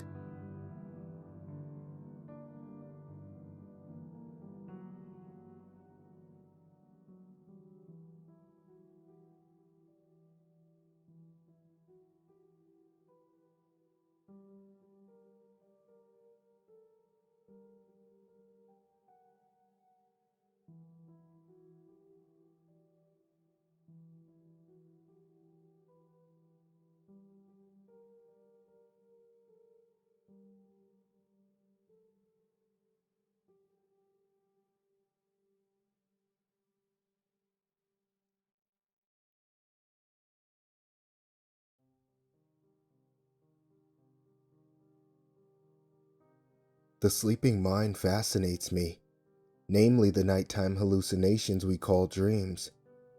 Because of this, I keep a journal to record every thought that passes through my brain at night. I set at least one alarm each day so that I'm able to wake up during REM cycles and recall my grandest dreams. Sometimes I fall back asleep, but for the most part, I keep up with it. It's been an enlightening experience, and so far, I've filled a dozen notebooks with my nightly adventures. In addition to cataloging my dreams, I study the phenomenon.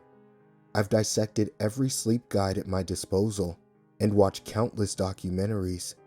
I even took an elective back in high school called Nocturnal Fantasies. Though it only lasted a semester, not enough students shared my affinity for the topic. In other words, most of my waking life is consumed by sleep, in one form or another. Craving more knowledge on the subject, I recently pursued my town library's massive local authors section. I was hoping to find a book on dreams I hadn't read, as this was one part of the library I had yet to set foot in. It was a long shot, but one I was willing to take in the name of research. After fishing through a plethora of self-published romance novels, I happened across one fiction title that caught my eye. Sleep Tactics, Exercises for a Mind at Rest, written by Jack Grovewood. The blurb on the back was vague and reminiscent of a self-help book with quotes like, "Learn the secrets to a good night's rest," and "Feed your mind's insatiable appetite for better understanding." Not a book on dreams per se, but it did pique my interest. Delving into the book at home, I found it to be more up my alley than I previously expected. It was filled with chapters pertaining to lucid dreaming, meditation, and even sleepwalking. I was already familiar with most of the content, but it turned out to be an enjoyable read. It wasn't until the last chapter, though, that I was caught completely off guard. I will outline most of it below. Chapter 16, How to Exit Your Body. Disclaimer, this is not an OBE, or out-of-body experience. As stated in Chapter 8, Out of Body, Out of Bed, I do believe in OBEs, but I find that they're just another form of dreaming. What I'm about to divulge to you is something completely different. It's neither an OBE nor any other dream state. This is a way to truly exit your body using sleep paralysis as the catalyst. Before I discuss specifics, I'd like to go over a few prerequisites. To pull this off, you must be proficient at lucid dreaming. What I mean by this is that you need to have lucid dreams regularly and retain lucidity for long periods of times in these dreams. It also helps if you're able to manipulate your dream environment with ease. If you only lucid dream on occasion, you'll have to train your mind to do so more often. See Chapter 6, Becoming a Lucid Lucy. If you, however, are unable to lucid dream, then this technique is not for you. It's nothing personal. You simply lack the tools needed for departure. Another requirement is sleep paralysis. Most of us have experienced this at one time or another, but it will help immensely if you experience it on a regular basis. Coupled with lucidity and a focused mind, sleep paralysis is the only way out of your own skin, so to speak. That's all you need in the way of mental capabilities, more or less. It's an added bonus if you've had an OBE or wake-initiated lucid dream. Now on to the fun part. I'm going to lay this out in a step-by-step fashion, followed by a more detailed explanation of what to expect upon achieving your first departure. Keep in mind that results may vary. Step 1. Fall asleep on your back in a slanted position. It could be a recliner or a car seat, but your body must be diagonal relative to the ground level. That's the only way I've ever been able to get this to work. For one reason or another, gravity plays a role. Step 2. Attain sleep paralysis. This is more of a waiting game than a step, as it's not entirely possible to execute at will. When it does happen, Lucidity is key. You must be aware that you're in a state of sleep paralysis and be unafraid of your lack of mobility. This is one of the ways being a lucid dreamer comes in handy. Step 3. Once paralyzed, attempt to move your legs. If you're in the proper position, at least one of them should be mobile. If you can't move either leg, then you'll have to restart and experiment by tilting your seat in a different position. Step 4. Upon freeing one or more of your legs, attempt to free your arms. They will feel incredibly stiff, and you shouldn't be able to move them, try as you might. You should then feel a sharp sting in your head. Don't be alarmed.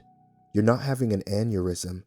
This is completely normal and is necessary to make your exit. Step 5. As difficult and strenuous as it may be, keep trying to free your arms. As you do this, attempt to move the rest of your body as well. Put everything you have into fighting the paralysis. Just don't fall back asleep. Step 6. As you wrestle with your mind and body, the stinging sensation in your brain is going to grow. It won't be painful, but it will cause you great discomfort. Let it happen. As the sensation builds, you'll start to feel yourself drift away from your body. Don't fight it. Your mind is like a rubber band and will want to bounce back from where it is being stretched. Don't let it. Follow the flow of departure. If you still your mind's focus and follow these instructions to a T, you will have successfully exited your earthly meat sack and unlocked the marvel of the mind that has only begun to be understood. And that's the gist of it. The author went on to say that the world you find yourself in upon departure will harbor some differences to the one you started in. It'll appear similar in almost every way, but will be completely void of any life forms. On top of that, nothing will budge. Everything will remain in its place as still as it can be. After revealing the delicate process of re-entering one's body, the author ended the chapter with an eerie warning. Whatever you do, don't go near the water. I was dumbfounded. The entire book up to that point was factual, but that last chapter seemed like something out of a science fiction novel. It certainly made for good entertainment, but I couldn't make heads or tails of it. Why have such an out-of-place pseudoscience chapter in an otherwise reputable book? It just didn't make any sense. About a week passed before I thought about the book again. It was almost time to return it to the library, so I decided to reread its final chapter. As absurd as it seemed, I teetered between laughing it off once and for all and actually giving it a shot. I did meet all of the requirements, and it would amuse me to some small extent. I could, at the very least, say that I tried it for myself, if for no other reason than to prove it was a load of crap. After weighing the pros and cons, I ended up giving in to my curiosity. I knew it wasn't going to work, but it would be a fun little experiment if nothing else. Besides, was there really anything better for me to do during an episode of sleep paralysis? The only minor nuisance was that I'd have to sleep on one of my recliners instead of the comfort of my king-size Serta mattress. A small price to pay for the sake of scientific discovery. On the night in question, I wound up having 3 episodes of sleep paralysis. During the first, I was far too groggy. I completely forgot about the book and quickly fell back asleep. The second one lasted a bit longer, and I was able to remember the steps outlined in the last chapter. I could just barely move one of my legs, and upon trying my arms, I did feel a small but noticeable discomfort in my head. I wondered for a split second if the author was onto something, and that made me a bit excited. Because of this, I jolted awake. Reflecting on the incident, I became intrigued. I still didn't believe that I could exit my body, but I knew something was going on. I decided to tilt the recliner back a bit and try again. This time I would have better control. The next episode came pretty quick. I hadn't fallen asleep yet, but my body was getting ready to. This is it, I thought. I allowed the paralysis to fully set in before attempting anything. It was difficult not to fall asleep, but I managed. This time around, I was able to gain full control over my left leg. I moved it back and forth a few times before trying to free my arms. True to the method, they wouldn't budge, and I felt oddly stiff, more so than usual. This is when the familiar sting set in. It jarred me, but I kept going. The more I tried to move my arms, the greater the sting grew. Believe it or not, as I continued, I did in fact feel myself drifting away from my body. I tried to keep it up, but my nerves got the best of me. I lost all control for just a moment and was sucked right back into my body, immediately waking up in the process. This experience startled the hell out of me. It was beginning to seem more and more likely that the last chapter of Jack Grovewood's book was somehow accurate. My curiosity became aroused to such an extent that I felt the overwhelming need to tell somebody about it. Luckily, I knew just the person. My buddy Josh is a character. He believes in a lot of what I don't.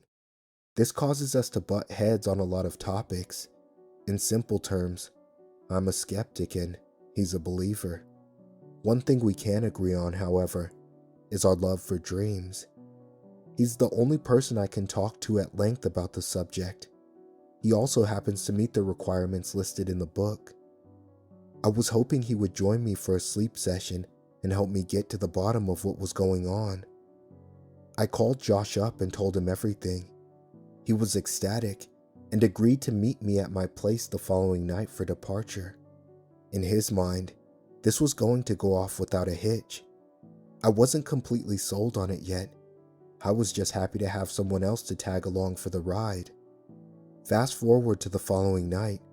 We hung out for a bit and I showed Josh the book. His eyes grew wide upon reading the final chapter, and he couldn't wait to try it out himself. I told him not to get his hopes up, but it was clear to me that they already were. Ready as ever, we laid down at opposite ends of the living room on my two recliners. Josh cracked a joke about how this was the first night we'd be sleeping together. I threw a pillow at him, and then we were off. Shut-eye was just around the corner.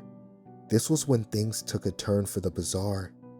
I didn't have an episode of sleep paralysis right away, but I did end up waking a few hours into my nap. I noticed that Josh was fast asleep in the recliner across the room.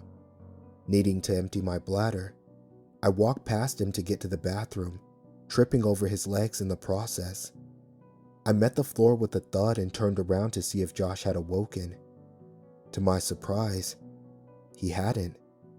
I knew he was a heavy sleeper, but he should have woken up, given the commotion. Becoming worried, I called out his name. No reaction. I tried shaking him. Nothing. I grabbed a wrist and checked his pulse.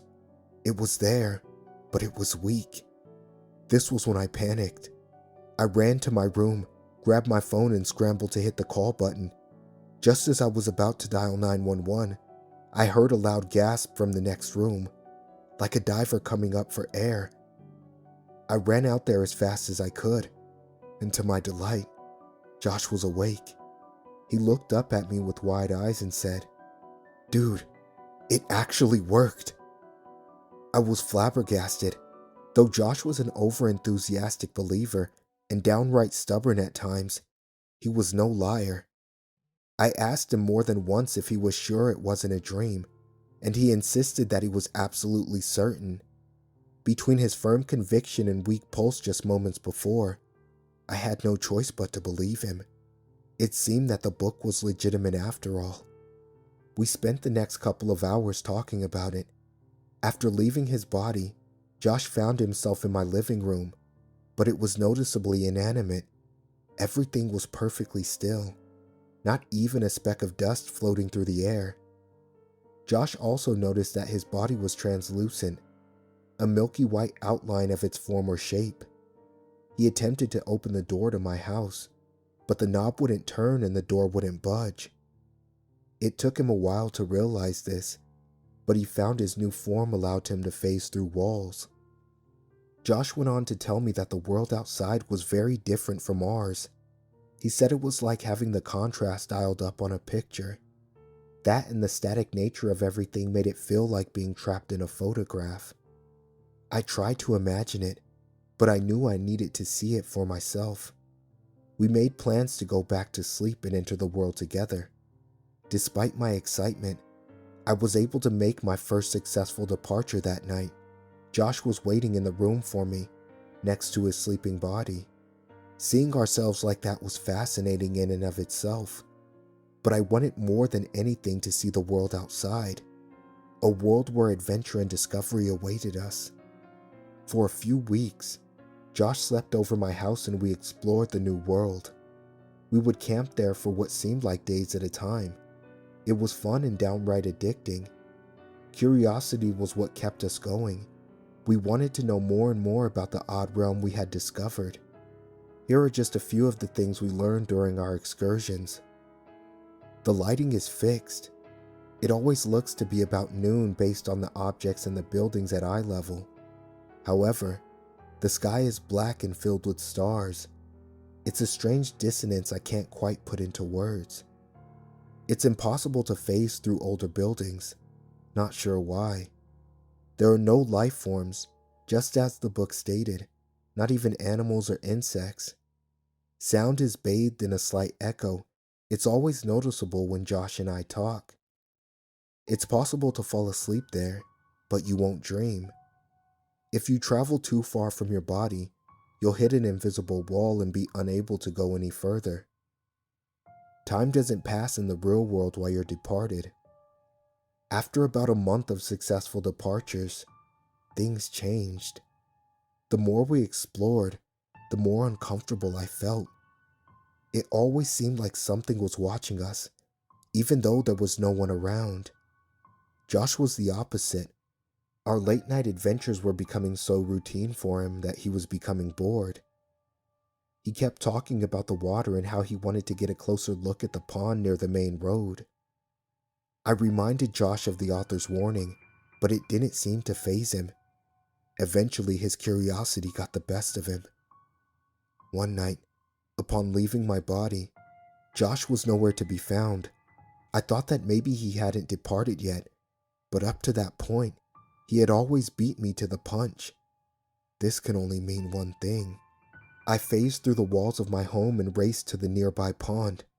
Josh was there, standing at the end of the dock that locals use for fishing in the real world.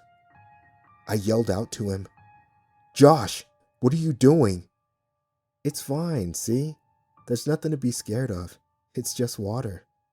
I watched as Josh reached down and touched the surface of the pond. It rippled. The hair on the back of my neck stood up. The water should not have reacted. We'd been there for weeks and hadn't seen a single thing move. Even the air was still. Perplexed, I began walking out towards Josh. He lifted his hands up, just as awestruck as I was. As he pulled his arm back, the ripple expanded. With it, a small portion of the water turned dark. After a few moments, something reached out from the blackness. It was a hand, an actual hand. It reached up and grabbed Josh's leg, yanking him downward. He went feet first into the water, holding on to the dock for dear life. As he screamed, I ran toward him. Before I could even get halfway to his position, I watched him disappear into the water. I ran the rest of the way, but the darkness had faded and returned to normal. My best friend was gone. In a state of fear-induced panic, I ran away. I wanted to save Josh, but I didn't know how. Plus, I felt that if I re-entered my body, perhaps I'd find him awake in the real world. It was wishful thinking, but it was all I had. That wishful thinking fell flat when I awoke. Josh was still unconscious. I tried and tried, but I couldn't wake him. Eventually, I called 911, and he was taken away on a stretcher. The doctors say he's in a coma, but can't discern what caused it. And that's everything. I'm a wreck over what happened. I've tried visiting Josh in the hospital, but I can't face his parents, and they're always there.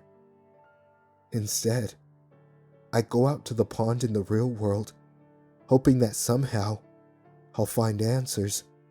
All I do end up finding are more questions. They keep me up at night, along with the reoccurring nightmare replaying the events of that day. I tried departing since, but to no avail. Something's holding me back. It might be fear. That world is like a photograph, a still frame of a place we were never meant to see, a moment frozen in time with a layer of reality stripped away. And something is living there. Despite this truth, I feel a need to dive back in and save my friend. He didn't heed the author's warning, but I'm the reason he entered that world in the first place. I'm the reason he can't wake up. I have to go back.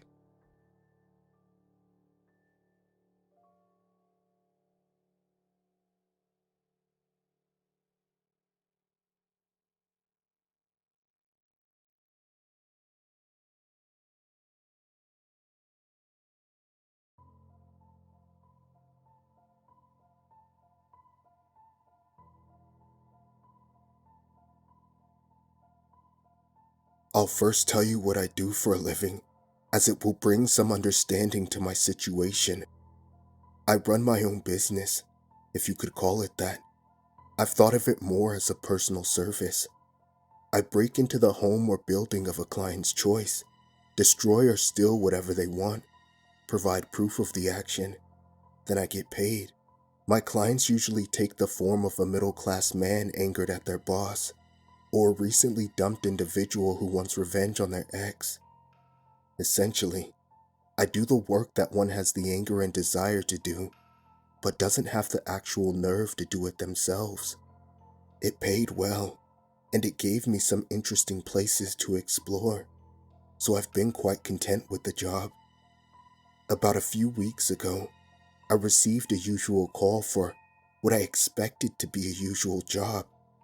The caller requested me to break into an abandoned home, not too far from my area. He requested me to retrieve a few recordings of sorts, VHS tapes, cassettes, DVDs. They didn't matter. All he really cared about was anything that looked interesting, as he described. Despite the fact that information is important to my work, he didn't tell me anything that would be useful for the search. He wouldn't even tell me anything about himself, which almost made me turn down the job, until he offered me an unusually large payment. When the caller had mentioned abandoned home, I had expected the location to be a shed away from the local population, and generally safe to break into during the day. To my frustrated surprise, the place was in the middle of the damn street, right along a string of other apartments and surrounding buildings, most of which were populated. People on the sidewalk strolled past it, not acknowledging its derelict state, sometimes being taken aback by its derelict state. I came back after dark, and it was just how I wanted it to be. No pedestrians anywhere, and there were no lights on in the surrounding structures. It appeared to be an easy target. The home stood 2 stories, with a small attic at the highest point. It didn't look like the most enjoyable place to live, even before it had aged. The best word I can think of describing its living quality would probably be confined. It appeared to have only a single window, which was on the attic level. The front door had far too many locks on it, all of which were now rusted away. It opened with a mere tap from my foot. I should probably state here that I don't have any nyctophobia or anything like that. I enjoy completely dark abandoned buildings, just as much as the next wandering man. By my first step into the house, I wanted the job done fast. What I'm saying is that I was not paying attention to specific details at the time, of both the home and what may have been there. When I turned on my flashlight, the first room appeared entirely vacant of anything, as if it had been completely cleared after the departure of its residents. This was both good and bad in my situation. This meant that the room was free of obstacles, but also meant that I would need to search more of the home, which I wasn't excited to do. There were other homes around, but I would be fine if I at least kept the noise to a decent level. The place hardly had any windows after all. I had gone up the stairs to find a similar area, an empty room, with nothing that I was looking for. This meant further worse news. I would have to check the attic. Though I said I wasn't severely frightened by the dark, I would be lying if I said I didn't have a discomfort with tight spaces. The attic was accessed by a standard pull-down stairway on the ceiling of the second-story room. It took a couple of jerks to budge, but it came down without much resistance. A large cloud of dust covered my view for a few seconds, which made me realize how old the place really was. Each step of the stairway creaked tremendously, to where it became more irritating than unnerving. The last step brought me inside the attic, which showed the only window in the house.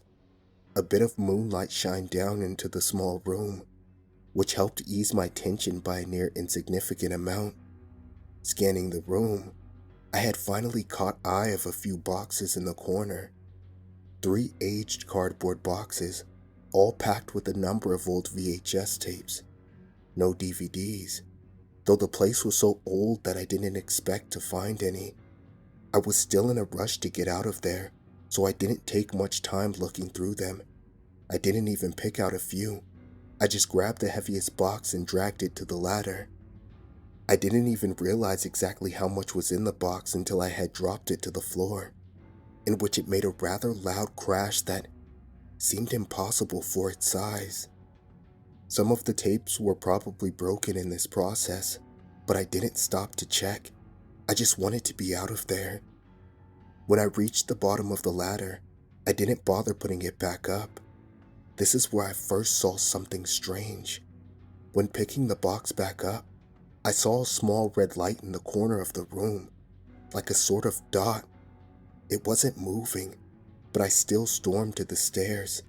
I grew paranoid, so I didn't care to investigate what it was. I arrived at the top of the stairs, and I realized something else. That the house had another level, which I assumed to be a basement. There was another stairway leading downwards that could only be seen if one was actually looking down the stairs at the second level. At the bottom of the stairway was another faint but noticeable red dot. I was carrying the heavy box of tapes, so I didn't have a hand to shine my flashlight on it. Then I tripped. There was no other way of saying it. I tripped and tumbled down the entire stairway, all the way back down to the first floor. I should have broken a leg or my back in the process, but the box of tapes actually managed to break my fall in some sort of miraculous way. The VHS tapes scattered all across the bottom of the stairs, and I didn't want to take the time to retrieve them all. I picked up the 3 tapes that were closest to me. My body hurt like hell, but I was more focused on the fact that I had just made noise similar to a damn police raid. I made it back to my car, and then my home without issue. I woke up the next morning with aches all over, but I hadn't gotten caught, which was all I cared about. I called the client numerous times, and just as I had almost predicted, he never answered. The number he gave me didn't even have an answering machine, as if it had been disconnected. I was quite sure that this client was going to be a no-show, which made me quite frustrated. Most of the time, I'm able to steal other items during a raid, so a client not giving payment was never a typical issue. However, there was hardly anything to look at, let alone steal in that abandoned house, so I was left empty-handed after all the frightful work I had gone through. All I was left with was the tapes, which I decided to look at, just in case the client actually called back asking what I obtained. I was surprised to find that I even still had a VHS player in my closet. Because the tapes had no forms or labels on them, I just played the first one in the stack of 3. The first tape I played was just static for a few minutes. I was about to stop it when it actually did cut to a picture. There was a date on the lower left corner of the screen, which was August 2nd, 2010. It was footage of a small room, which was vacant of any furniture and looked to be in degrading condition. The video appeared to be in a form of night vision, so the room must have been dark. It was lifeless footage until a door, close to the camera, opened. A young woman walked through, and the door shut behind her as soon as she walked in. She started yelling, "Michael! Michael, it's me! Where are you?" She turned around in circles, searching for someone. There was a frantic, worried look of expression on her face. I assumed that this Michael would have been her son, or another close person that she was looking for. She waved her arms around in the dark before taking her phone out as a source of light. She walked to the end of the room and took a left at what appeared to be a stairway. The footage went to static a few seconds later. Now, I had an idea of where the footage may have been taken, but I refused to believe it at the moment of watching the tape. I didn't want to watch another just for that reason, though, for my own safety, I had to know if my paranoia was correct. The next tape started similar to the last, static for a few minutes, then it cut to the footage. It was footage of another empty room, which appeared to be in the same decaying state as the last. This footage also had a date and time, but it was March 14th, 2013, more than a year's difference. Someone came in from the small hallway leading into the room. This time, it was an older man. He actually had a flashlight this time and looked to the roof. He pulled down a staircase that led to an attic. This was where I flipped out. Those red lights, those dots in the corners of the rooms, they were cameras, and they were rolling. The abandoned house was rigged with them, more than I probably even saw. I at first believed it must have been some sort of police setup, in which I immediately checked all of my windows to see if my home was surrounded. I thankfully found nothing. I went back to the tape, and the recording showed the man climbing up the ladder into the attic. He too looked as if he was looking for something, or someone, but he never actually spoke. He also never shined his flashlight around the room, so I doubt he even noticed the camera.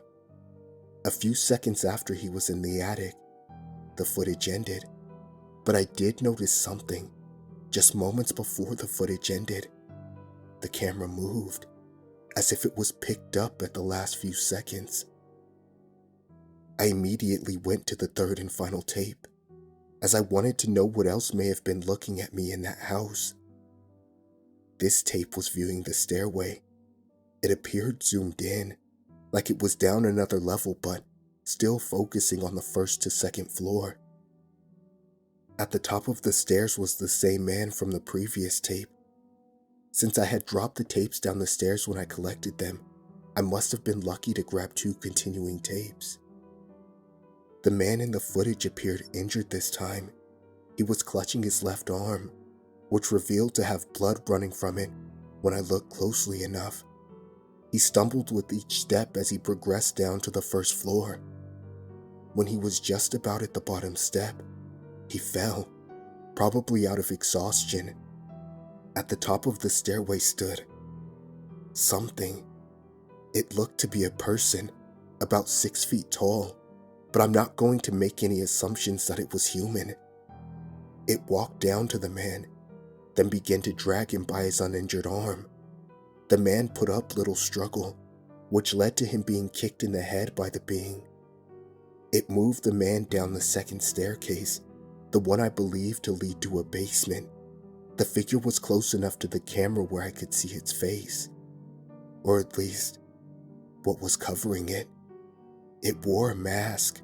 which looked to be an aged rag, with holes cut for each eye and numerous tears everywhere else. The skin exposed by the tears was a dark, bloodied gray, which led me to being more content that its face was covered. The thing stared at the camera for a moment, with blurred yellow eyes that made myself even more uncomfortable. It then picked up the camera and turned it around to reveal a door at the bottom of the staircase. The being picked the man up, opened the door, and kicked the man inside of another room which appeared to be empty. The door was quickly shut once the man went in, and then the camera just viewed the door for the next few minutes. What was disturbing here, however, was the sounds. Behind the door, there were many rapid scratching noises, as if the walls were being scraped. The injured man inside the room began to scream, and so did other voices. The other screams sounded inhuman, more animal-like than screams of a person. The injured man's screams were quickly cut off after what sounded like the ripping of flesh and the snapping of ligaments. I thought at first that the man stopped screaming, but then I realized that all the sound had been cut off from the footage. The door to the room then opened, and inside the room were other creatures. They almost appeared human, but appeared very frail and gray, with no hairs on their heads or anywhere on their body. Their spines were painfully visible and protruded from their bodies in an unnatural and excessive manner. The ones near the end of the room began to climb up the walls and onto the ceiling. One of them began to turn around, but the footage ended and cut to static before its face could be revealed. Naturally, I was terrified by this. I had just been inside that place, and I had been recorded in the same way. I checked all my windows again and locked them. I stayed indoors for a few days, keeping constant watch of if I was, well, being watched. I had burned the tapes, and when I was sure that I hadn't left any sort of trail from my visit to that house, I had begun to go out again. I occasionally took another job, but none that involved abandoned homes or structures. Not much more than 2 weeks ago, I had received a package on my front door. I assumed this to be a payment from a recent client, as most would pay me by simply dropping off their part. I opened it to find 3 VHS tapes, which appeared to be in new condition. They were each marked with a number, going from 1 to 3. I played the tape marked with 1 first. It was footage of the same abandoned house as before, and it was a camera in the first empty room. A few minutes passed, and then somebody entered. It was a younger man who wore dark clothing as if he wanted to keep hidden. It took only a second to realize that this man was me, and that the tapes were of when I entered the home. I went straight to tape number 2. The second tape was a recording of the staircase, with the camera planted near the door to the basement. It showed me stumbling out of the hallway to the stairs, with the box of tapes in both hands. I took a few steps down, then I watched myself trip and fall. Except, I didn't actually trip. I was pushed.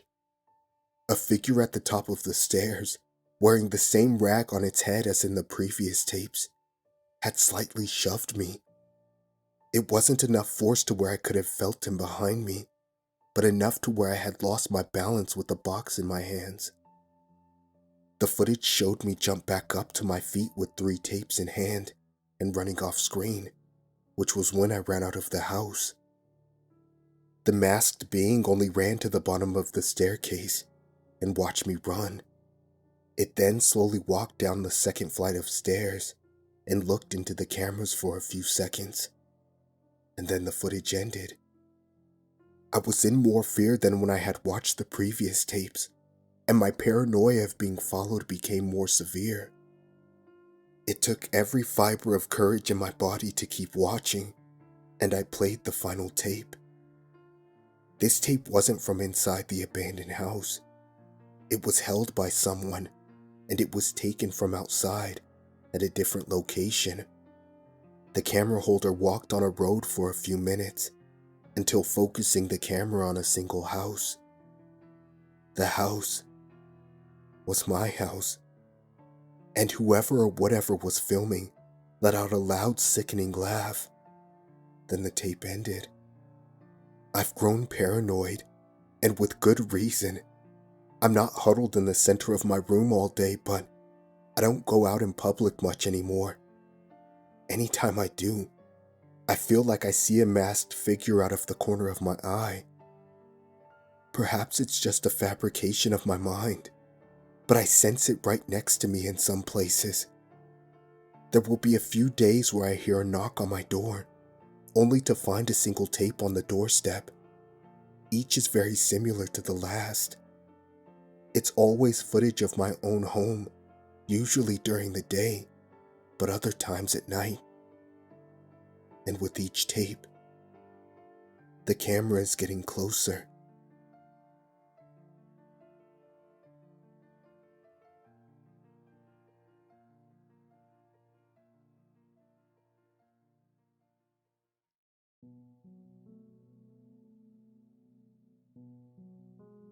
The clock on my dash reads 4:30 a.m.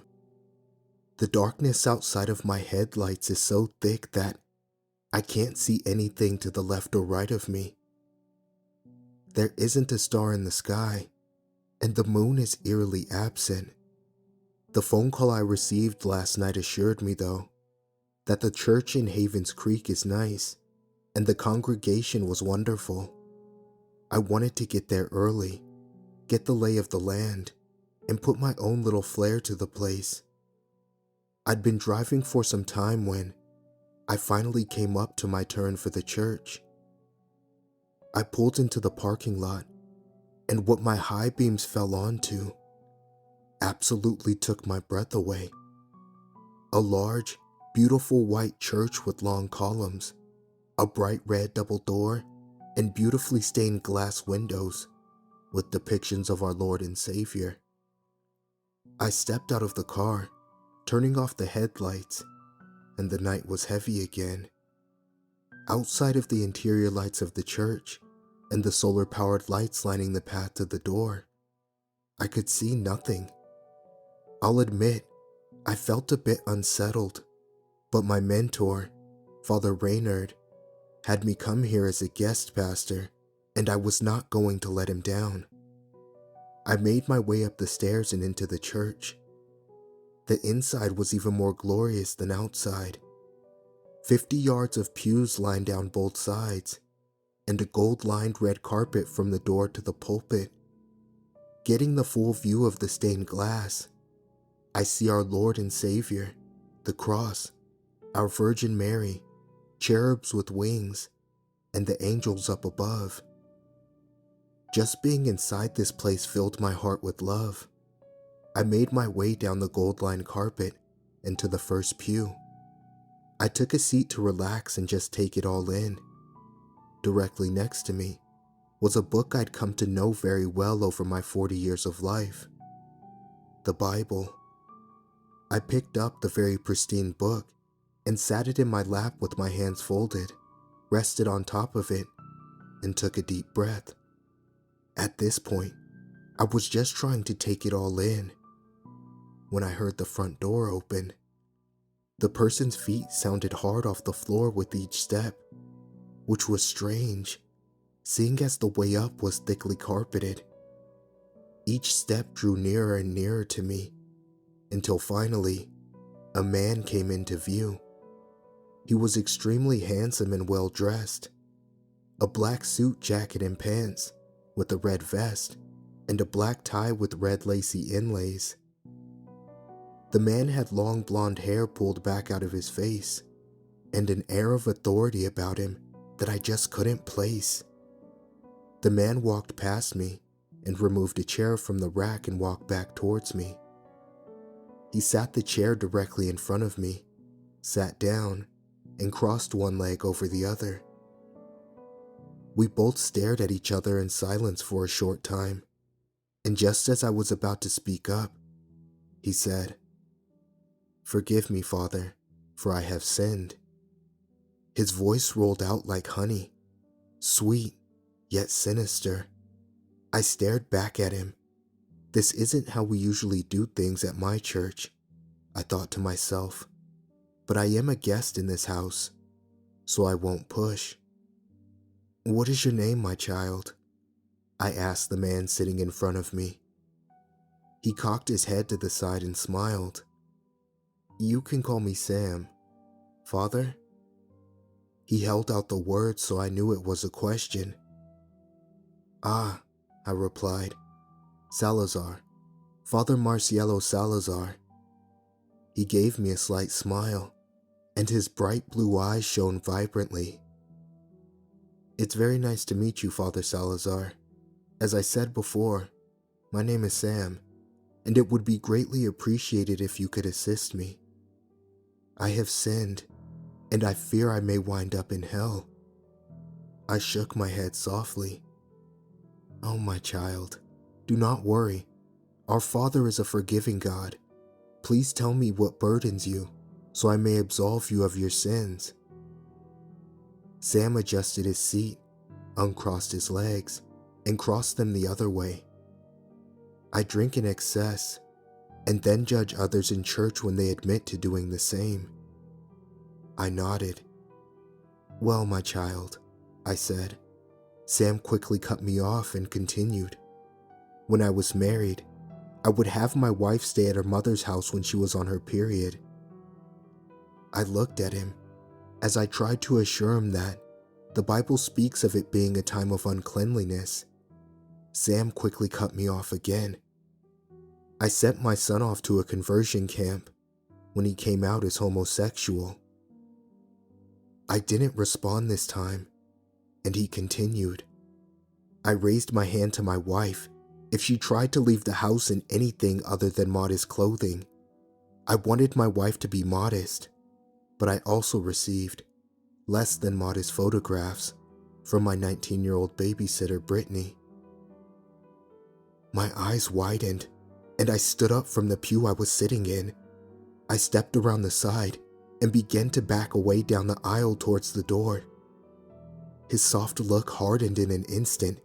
His bright blue eyes went from soft to dangerous.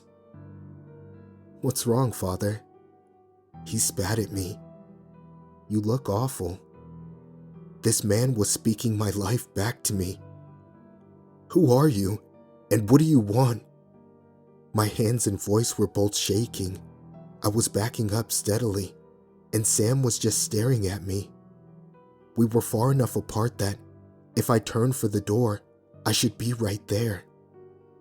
I turned to look over my shoulder at the door, and when I turned back, I was right in front of the church again, face to face with Sam. My eyes widened. "What is this? What's going on?" I looked around and looked up at the ceiling. All of the stained glass depictions were staring at me, and they looked angry. "What does it look like, Father?" Sam said. "You're being judged." I looked around frantically. "Judged? Are you God?" I immediately dropped to my knees and bowed my head. I heard Sam scoff. "God?" He laughed. "You believe a man who led a life such as yours would be judged by my Father?" I raised my head and stared up at him. "Your Father?" I was confused. I ran through my knowledge of Scripture as fast as I could, and it came to me. I looked deep into his eyes and said the only thing I could think of. "Samuel." The man smiled a big toothy grin. I stared in horror. "I'm dead." Sam winked at me. "I applaud you, Marcielo. It takes most of you so much longer to come to that conclusion." "Wait, this can't be," I stammered. "The devil himself, Lucifer." I may not have been the greatest man during my life, but I followed the Bible as close as I could. I kept my wife in modest clothing, sent her away during her time of uncleanliness, and tried to have my son reborn in the eyes of the Lord. I did falter in my marriage a bit, but how has that earned me an audience with the devil? Sam let out a long, deep laugh. You know, my dear priest, he said. Some say that the greatest trick the devil ever pulled was convincing the world he didn't exist. But I assure you, I have done no such thing. The greatest trick the devil ever pulled, dear priest, is convincing the world that the Bible is the Word of God. I stared at him, mouth agape, and my mind running overtime. What do you mean, Sam? I felt on the verge of tears.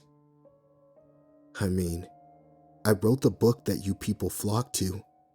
You see, my dear priest, many, many, many years ago, my father created humanity. He loved you with all of his heart and swore that humanity would be perfect. I assured him that no creature with free will would ever be so. He assured me of the contrary, and for the first time in his long life, the devil struck a deal with none other than God himself. I told him that I would add but one thing to this world that would prove the downfall of humanity, and if they proved unfit, he would see me as his right hand. He assured me that it wasn't possible, that humanity was pure and perfect. Now, that book has existed in many forms depending on who holds it, but I wrote them all. I never appeared to Adam and Eve as a snake, but a book bound in snake skin did. I told them of the beauty that lay outside, the glory, the happiness. It spoke of just eating that fruit and experiencing it all. Then, as the first bite was taken, I had won. My father was furious. My brother was bloodthirsty. So began a war in heaven, and my fall from grace. I stared at this man, this being, as he turned everything I thought I knew upside down. Did you not stop and think as to why your loving, malevolent God would have bears turned on children? Why he'd destroy cities full of people in holy fire, or flood the world committing genocide? I stared at him, because, I said, God's wrath is terrible, but his love is infinite. It was for the greater good, so humanity could be reborn. Sam spoke up. No, not quite. Just a little smoke and mirrors on my end, to put the fear of God in humanity, you know? Sam tilted his head back and laughed again. You people used this book to mask your bigotry and hate, not knowing that one day, your undying soul will land right here on my doorstep. Since humanity's initial birth, I haven't persuaded a single soul to do anything. I haven't had to. That whole, the devil made me do it, it's a crock of shit. The things I wrote made it normal for people to hear voices about murdering their children. Oh, it's God's will. Nope, hi. Sorry again. That's mental illness. Sam looked at me serious and spoke again. Do you believe God makes mistakes? I stood and faced him, headstrong in my conviction. No, I do not, I said, my voice no longer shaking. He stepped forward, almost nose to nose. Then why is it, my dear priest, that you tried to change one of God's creations because it didn't fit your narrative? I took an involuntary step back as he continued. I wrote that book with the idea in mind that hypocrisy would surge. It's laden with enough truth and love to lead the stupid astray. My father loves all life, all things, no matter color or gender. The part about stoning those that lay with the same sex. Oh me, you hypocrites line my doorstep like lambs to slaughter. That love you feel well up inside when you tell somebody they'll burn in hell for who they love, or living their life not according to your broken vision of an almighty God. It's not love at all, but your soul's acceptance of your truly wicked nature. I clutched the Bible to my chest and just shook my head. No, you are the father of lies. None of this is true. Sam smiled again. Is that what you believe, my dear priest? If so, have a look at the book you so coveted all your life. I pulled the Bible away from my chest and looked down at it, a snakeskin cover, with a six-winged angel emblazoned on the cover. Sam seemed to stare into my soul. This, my dear priest, is the book that Eve held in her hands when she decided to take that first bite. I opened the book to a language I'd never seen before. Sam looked at me quizzically and turned his head to the side. Huh, he said. My apologies. You can't read Enotion. He waved his hand, and the book glowed white hot. I dropped it immediately and took another step back. I couldn't understand this. If what he was saying was true, my entire life had been a lie. But wait, hold on. What about before the birth of Jesus Christ? Before Christianity? I stammered. Ah, you will find my handiwork in the hieroglyphics, in the halls of ancient Rome, or the diaries of Julius Caesar. I had heard enough. I couldn't take it anymore. Tears openly fell down my cheeks. Now, for my questions, my dear priest. How does it feel knowing that I robbed you of all your earthly desires, only to have your soul remain in hell for eternity? I couldn't answer him. I couldn't even form clear sentences in my head. How does it feel knowing that the wife you detested so much took your son, denounced your wicked ways, and will both thrive for eternity in my Father's kingdom? I felt his hand touch my shoulder, and it burned like nothing I'd ever felt before. I screamed out in agony. As for my final question, this one won't be directed at you, my dear priest, but for our little eavesdroppers here. So tell me, my dear listener, when was the last time you went to church?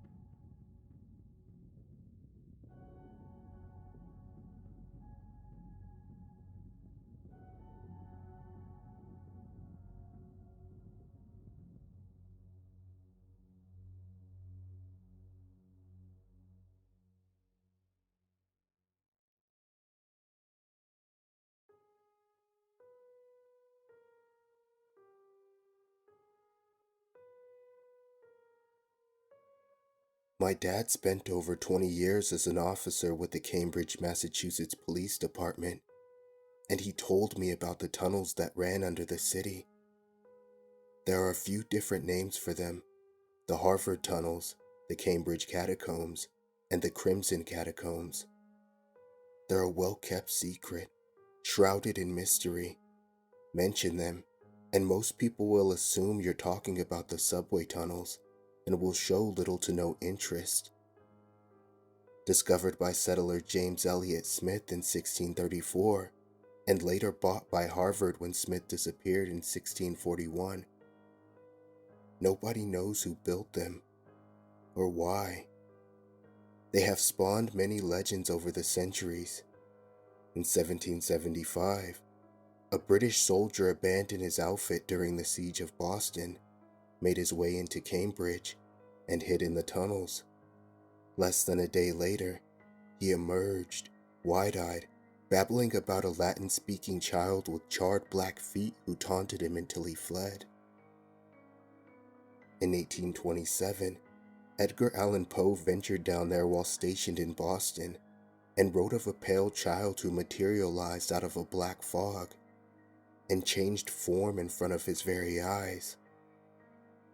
Despite few people knowing about their existence and technically being off limits to the public, people still occasionally find an access point. The most frequently used entrance lies in the basement of Memorial Hall, a high Victorian Gothic theater at the north end of Harvard Yard. In 1991, a 4-year-old girl went missing from her home in the middle of the night. There were no signs of a break-in, and her bedroom window remained closed and locked. Her body was discovered a week later, deep inside the catacombs, with not a mark on her or any other evidence of foul play. The 2 teenage explorers who found her say that they initially thought she was still alive, as her body was standing perfectly erect against the wall. Since then, it's standard procedure to search the tunnels in the event of a missing persons case. My dad has been down there 3 times.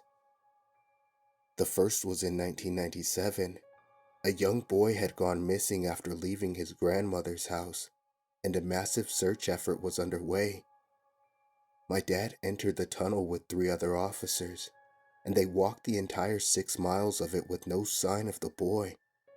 Shortly after exiting, empty-handed, they radioed that, tragically, the body of the boy was discovered in a river in Maine. The suspects were in custody. The second time was just a year later. An 80-year-old man with dementia wandered away from his daughter's apartment, and my dad was again assigned the catacombs to search. The team hadn't gotten more than a mile and a half in when they were told to come back. The man had been found, perfectly lucid, enjoying a scoop of ice cream at Ben & Jerry's in Harvard Square. A bit peeved that his afternoon jaunt had been deemed to a demented walkabout. The third time, he doesn't like to talk about.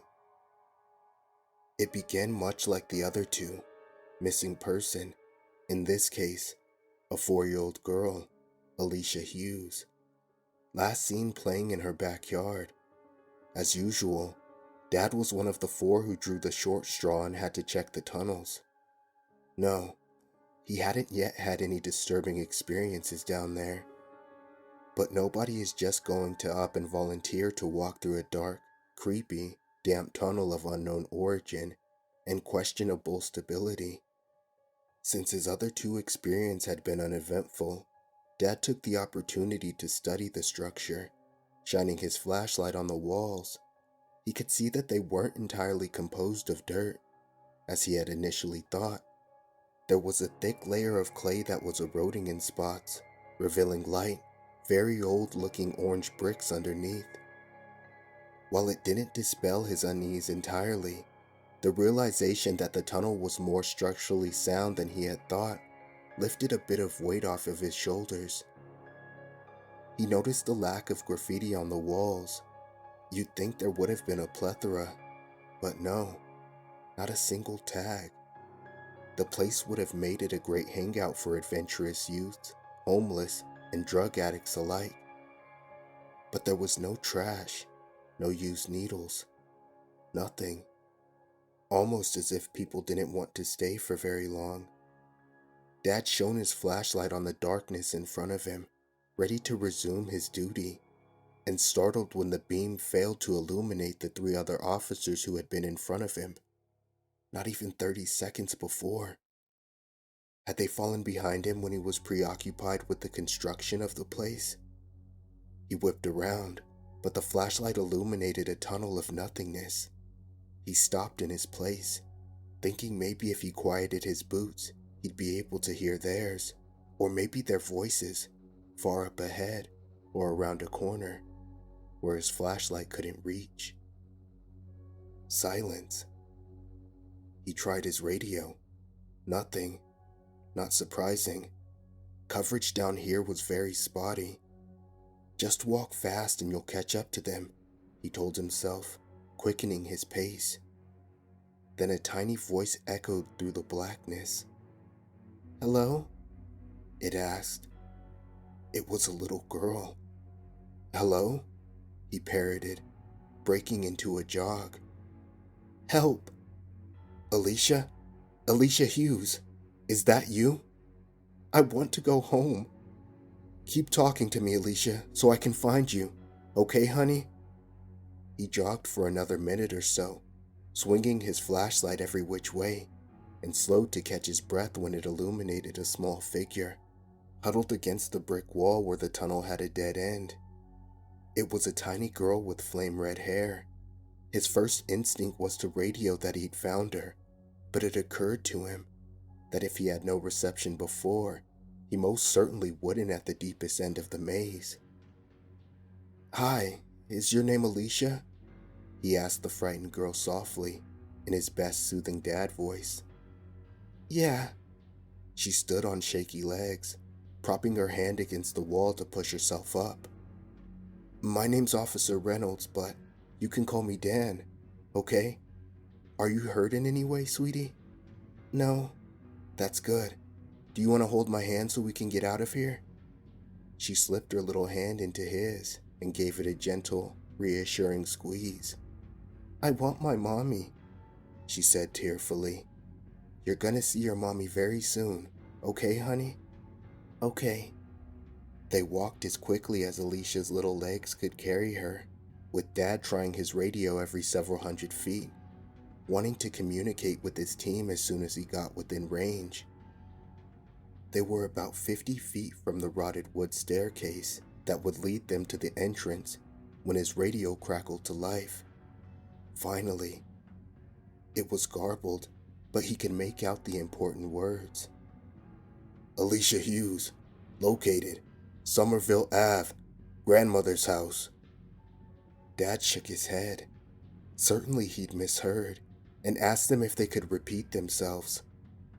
They reiterated that Alicia had been found, shoeless, and wandering along the sidewalk near her grandmother's house in Somerville. They were positive it was her, and her parents had just arrived on the scene and confirmed it. So if Alicia was at her grandmother's house, whose hand was my father holding? His mind was suddenly inundated with legends of the tunnels. Little girl, black feet, ghosts, shapeshifters, demonic entities. His stomach felt like it dropped into his colon. His extremities went cold and a tingling began on the roof of his mouth, like the prelude to a panic attack. So this was it, he thought to himself. This was how he was going to die. Or worse, he was about to be dragged to hell. He'd been too cocky about the tunnels and hadn't taken the story seriously.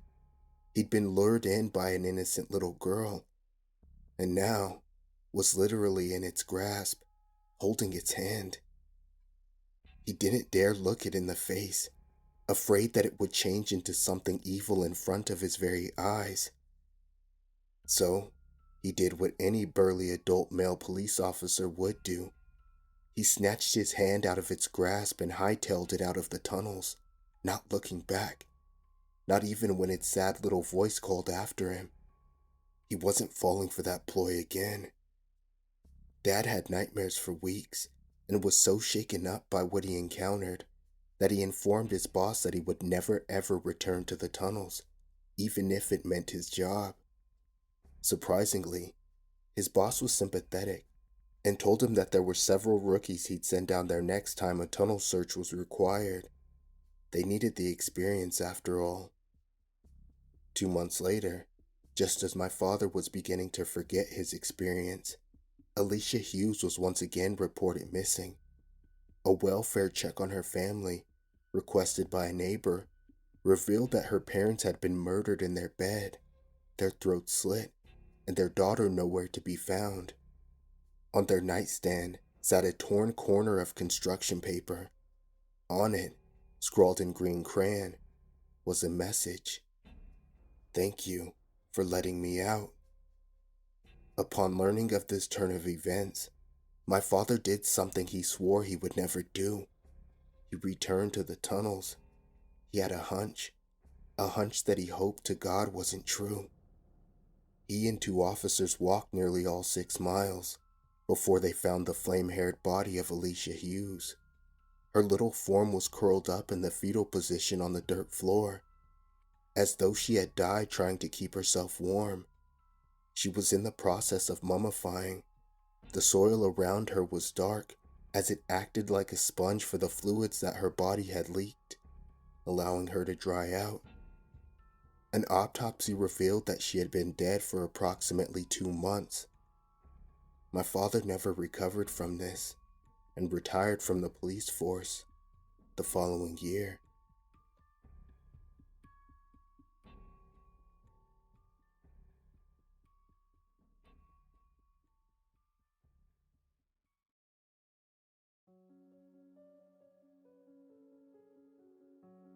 I was staying at a hotel in Chicago during a business trip, and I was going to stay for the whole weekend. It was an older hotel, one that still used small keys rather than key cards to enter the rooms. I didn't mind it. It seemed nice to get away from the onslaught of technology. When I checked into the hotel, it was packed full. A nasty storm had struck, stranding many tourists and canceling flights. No more rooms were available, and many people were being turned away because of the lack of availability. When I approached the front desk to check in, I noticed that all the keys on the rooms on the 8th floor were still on the wall.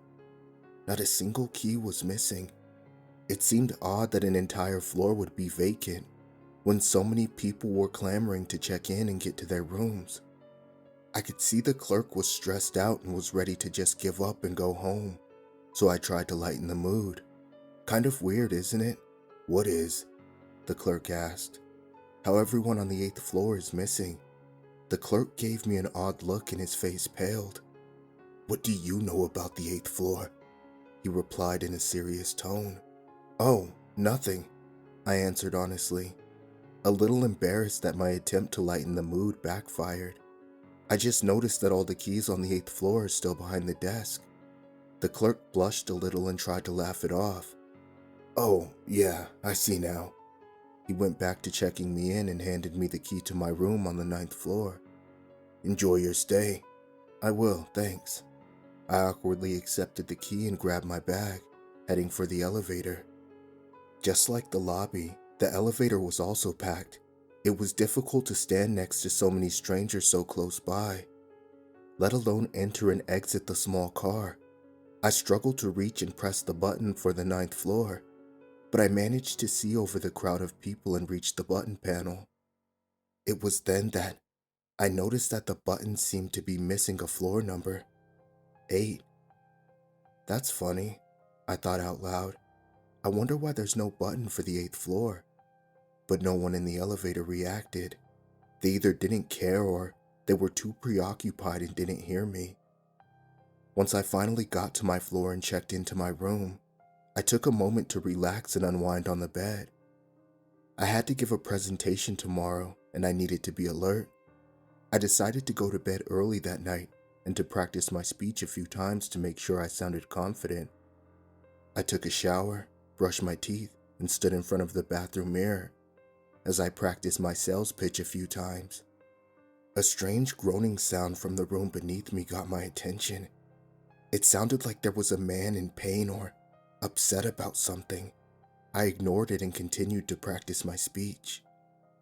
The groaning from the lower floor continued on, getting louder and louder by the minute. Angrily, I stomped on the floor as hard as I could and shouted out, "Hey buddy, are you okay?" There was no response. The groaning stopped. Satisfied that the man realized he was making too much noise, I continued to practice my speech. Just as I finished the first half of my speech, the groaning began again. But this time, it was much louder and angry. If this was going to go on all night, there was no way I'd be prepared for my presentation tomorrow. I knocked on my neighbor's door and was greeted with a grumpy response from a young woman and her new husband. "Excuse me," I politely tried to engage in conversation. "Do you hear that noise in the room below us?" "No." The woman sounded more confused than grouchy now. "We haven't heard anything until you pounded on our door." "Oh, I'm sorry." I apologized, once again feeling embarrassed. "Must be the pipes or something then." I tried to think of a possible alternate explanation so I didn't sound like a crazy person. "Well, I'll call management then. Sorry about that. You guys have a good night." The couple shut the door and locked it. I returned to my room where the groaning noise continued. I picked up the phone on the small table next to the bed and called the front desk to complain about the noise. When I mentioned that it seemed to be coming from the room beneath me, a room on the 8th floor, the woman who answered the phone suddenly got quiet. "Sir, there is no one checked in that room.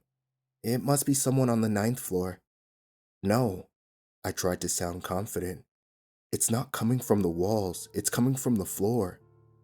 "Well," the woman sounded rattled, and I could sense that she was trying to think of an explanation just to get me to hang up.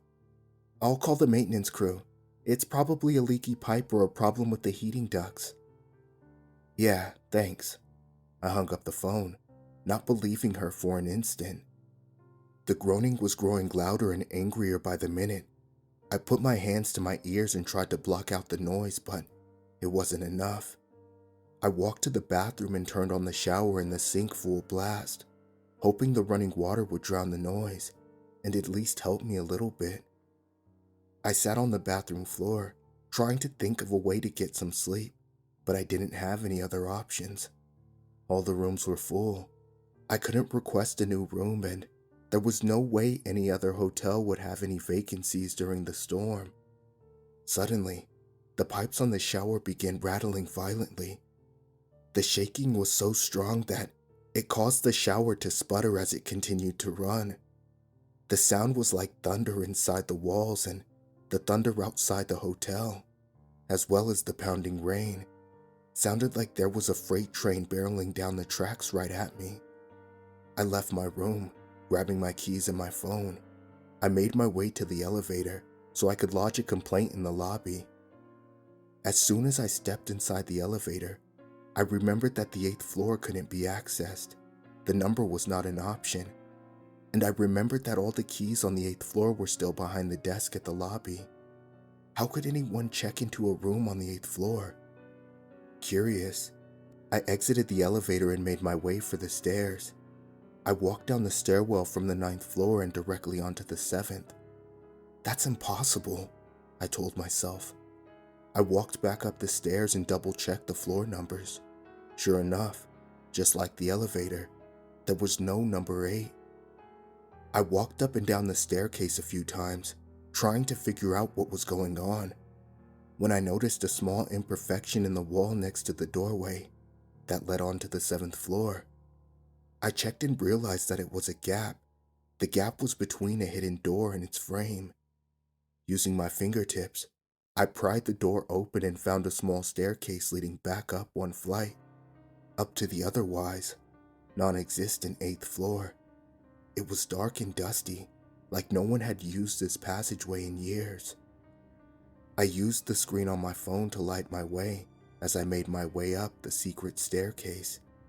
There was another door at the top of the stairs. It wasn't sealed away or hidden. It was easily accessible. The door was number 8. Opening the door, I found myself on the 8th floor and alone. I could just feel it. There was no one else on the floor with me. It was dark in the long hallway. Not even the exit signs were lit up. I continued to use my phone as I walked down the hallway, checking each door as I passed.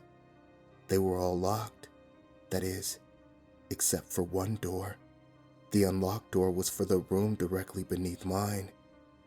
I knocked once, just to make sure no one was secretly checked into the room, but no one replied. I opened the door, still trying to figure out why this door was unlocked, and found myself standing in a room that mirrored my own perfectly. The lights didn't work. I tried the switch a few times, but there was no power on this floor. "Hello?" I called out into the room. Is anyone in here?" Still, no response. I went over to the phone and picked it up, but the line was dead. The amount of dust and cobwebs told me that no one was in this room and no one had been in here for quite some time, but I felt compelled to look around. I opened the door to the bathroom and was taken aback by what I saw in the room. There was a bathtub in the room, unlike mine which had a shower, and the tub was full of water. The water was at the top of the tub, threatening to spill over at any moment. I stepped closer, still using my phone to light the way, when I noticed a dark figure in the tub. It looked like a man, a dead man. Shining my phone over the tub, I stared down into the still water, as if in a trance, trying to look at the man's dead face. As my senses slowly came back to me, the man's eyes opened and he looked directly at me. I fell back on the floor, dropping my phone and losing my light. A splashing sound came from the tub and I could feel the water spilling onto the floor, soaking into my clothes. The sound of heavy, wet footsteps exited the tub. The second footstep was all the motivation I needed to get up and run. I bolted from the room, not caring about my phone or who the man was, and ran down the hall back to the door from whence I entered. I ran down the stairs, all the way down into the lobby, and didn't stop until I collided with the desk. Breathlessly, I tried to tell the clerk what I had seen and that we needed to call the police. The clerk, who looked scared, not so much as me because there was a dead body in the hotel, but more like he was afraid of getting fired, escorted me to the manager's office behind the desk. "Sir," the clerk tried to sound calm and reassuring. "What did you see exactly?" I told him what I had seen and what I had heard. I showed him the wet spots on my clothes where the tub's water splashed on me. I didn't care if I got arrested for trespassing or causing a disturbance. I had to tell someone what happened. The clerk listened intently to my story, not blinking, not looking away. When I finished, he got up and walked over to a large file cabinet. He pulled open an unmarked drawer and began thumbing through an extensive collection of files. Pulling a file from the drawer, he opened it up and pulled out a very old newspaper article. "Is this the man you saw?" he asked and handed me the article. I looked at the clipping and felt my stomach drop. It was him. That was the man. The clerk sat down across from me and smiled a little. "You're not the first to see him." That was not the reaction I was expecting. "Read the article. It should help clear things up for you." The article told the story of a man who had gone away on business and returned home to discover that his pregnant wife had been cheating on him and that the baby wasn't his.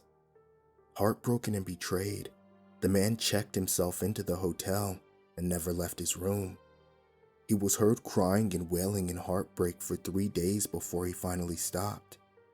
When the maid entered his room to clean, she found his body in the bathtub. He had taken his own life, drowning himself after ingesting many sleeping pills. Is this why you don't let anyone check in on the 8th floor? Because of him?" I asked, feeling more at ease knowing that I wasn't crazy. "No," the clerk admitted. "He's only one of the reasons we don't let anyone check in on the 8th floor." What? What do you mean?" The clerk just smiled again. "You see that filing cabinet?" "Yeah." "And that unmarked drawer at the bottom?" "Yeah," I answered again. "What of it?" "That drawer contains every reason we don't let anyone check in on the 8th floor. Ever since this hotel opened in 1873, We've had people die in very unusual ways, always on the 8th floor. That's strange, I commented, feeling a little queasy. What's stranger is the fact that no two deaths were the same, and no two deaths ever took place in the same room. Each room on the 8th floor has housed a tragic death, and each room has been reportedly haunted by the dead. That sent a shiver up my spine. What? How? Are you telling me the 8th floor is cursed? Anyone who checks into a room is going to die or be haunted? The clerk bowed his head. It's not just the rooms that have seen death. Maintenance workers have died attempting simple repairs. One man was electrocuted trying to fix the lights. Another fell down the elevator shaft to his death. A maid was found dead, hanging by her neck at the end of the hallway. I sat in transfixed fear at the story the clerk had just told me, and I didn't want to believe it. But shouldn't we call the police? I saw a body. Everyone does, the clerk explained. Even the police have seen the bodies, but have never been able to explain the situations. I didn't know what to do. It was late. I was exhausted and didn't want to cause any more disturbances. Reluctantly, I returned to my room. I took the elevator and held my breath as the car passed the sealed-off 8th floor. As I approached my room, I saw something wet on the floor outside my door. It was my phone.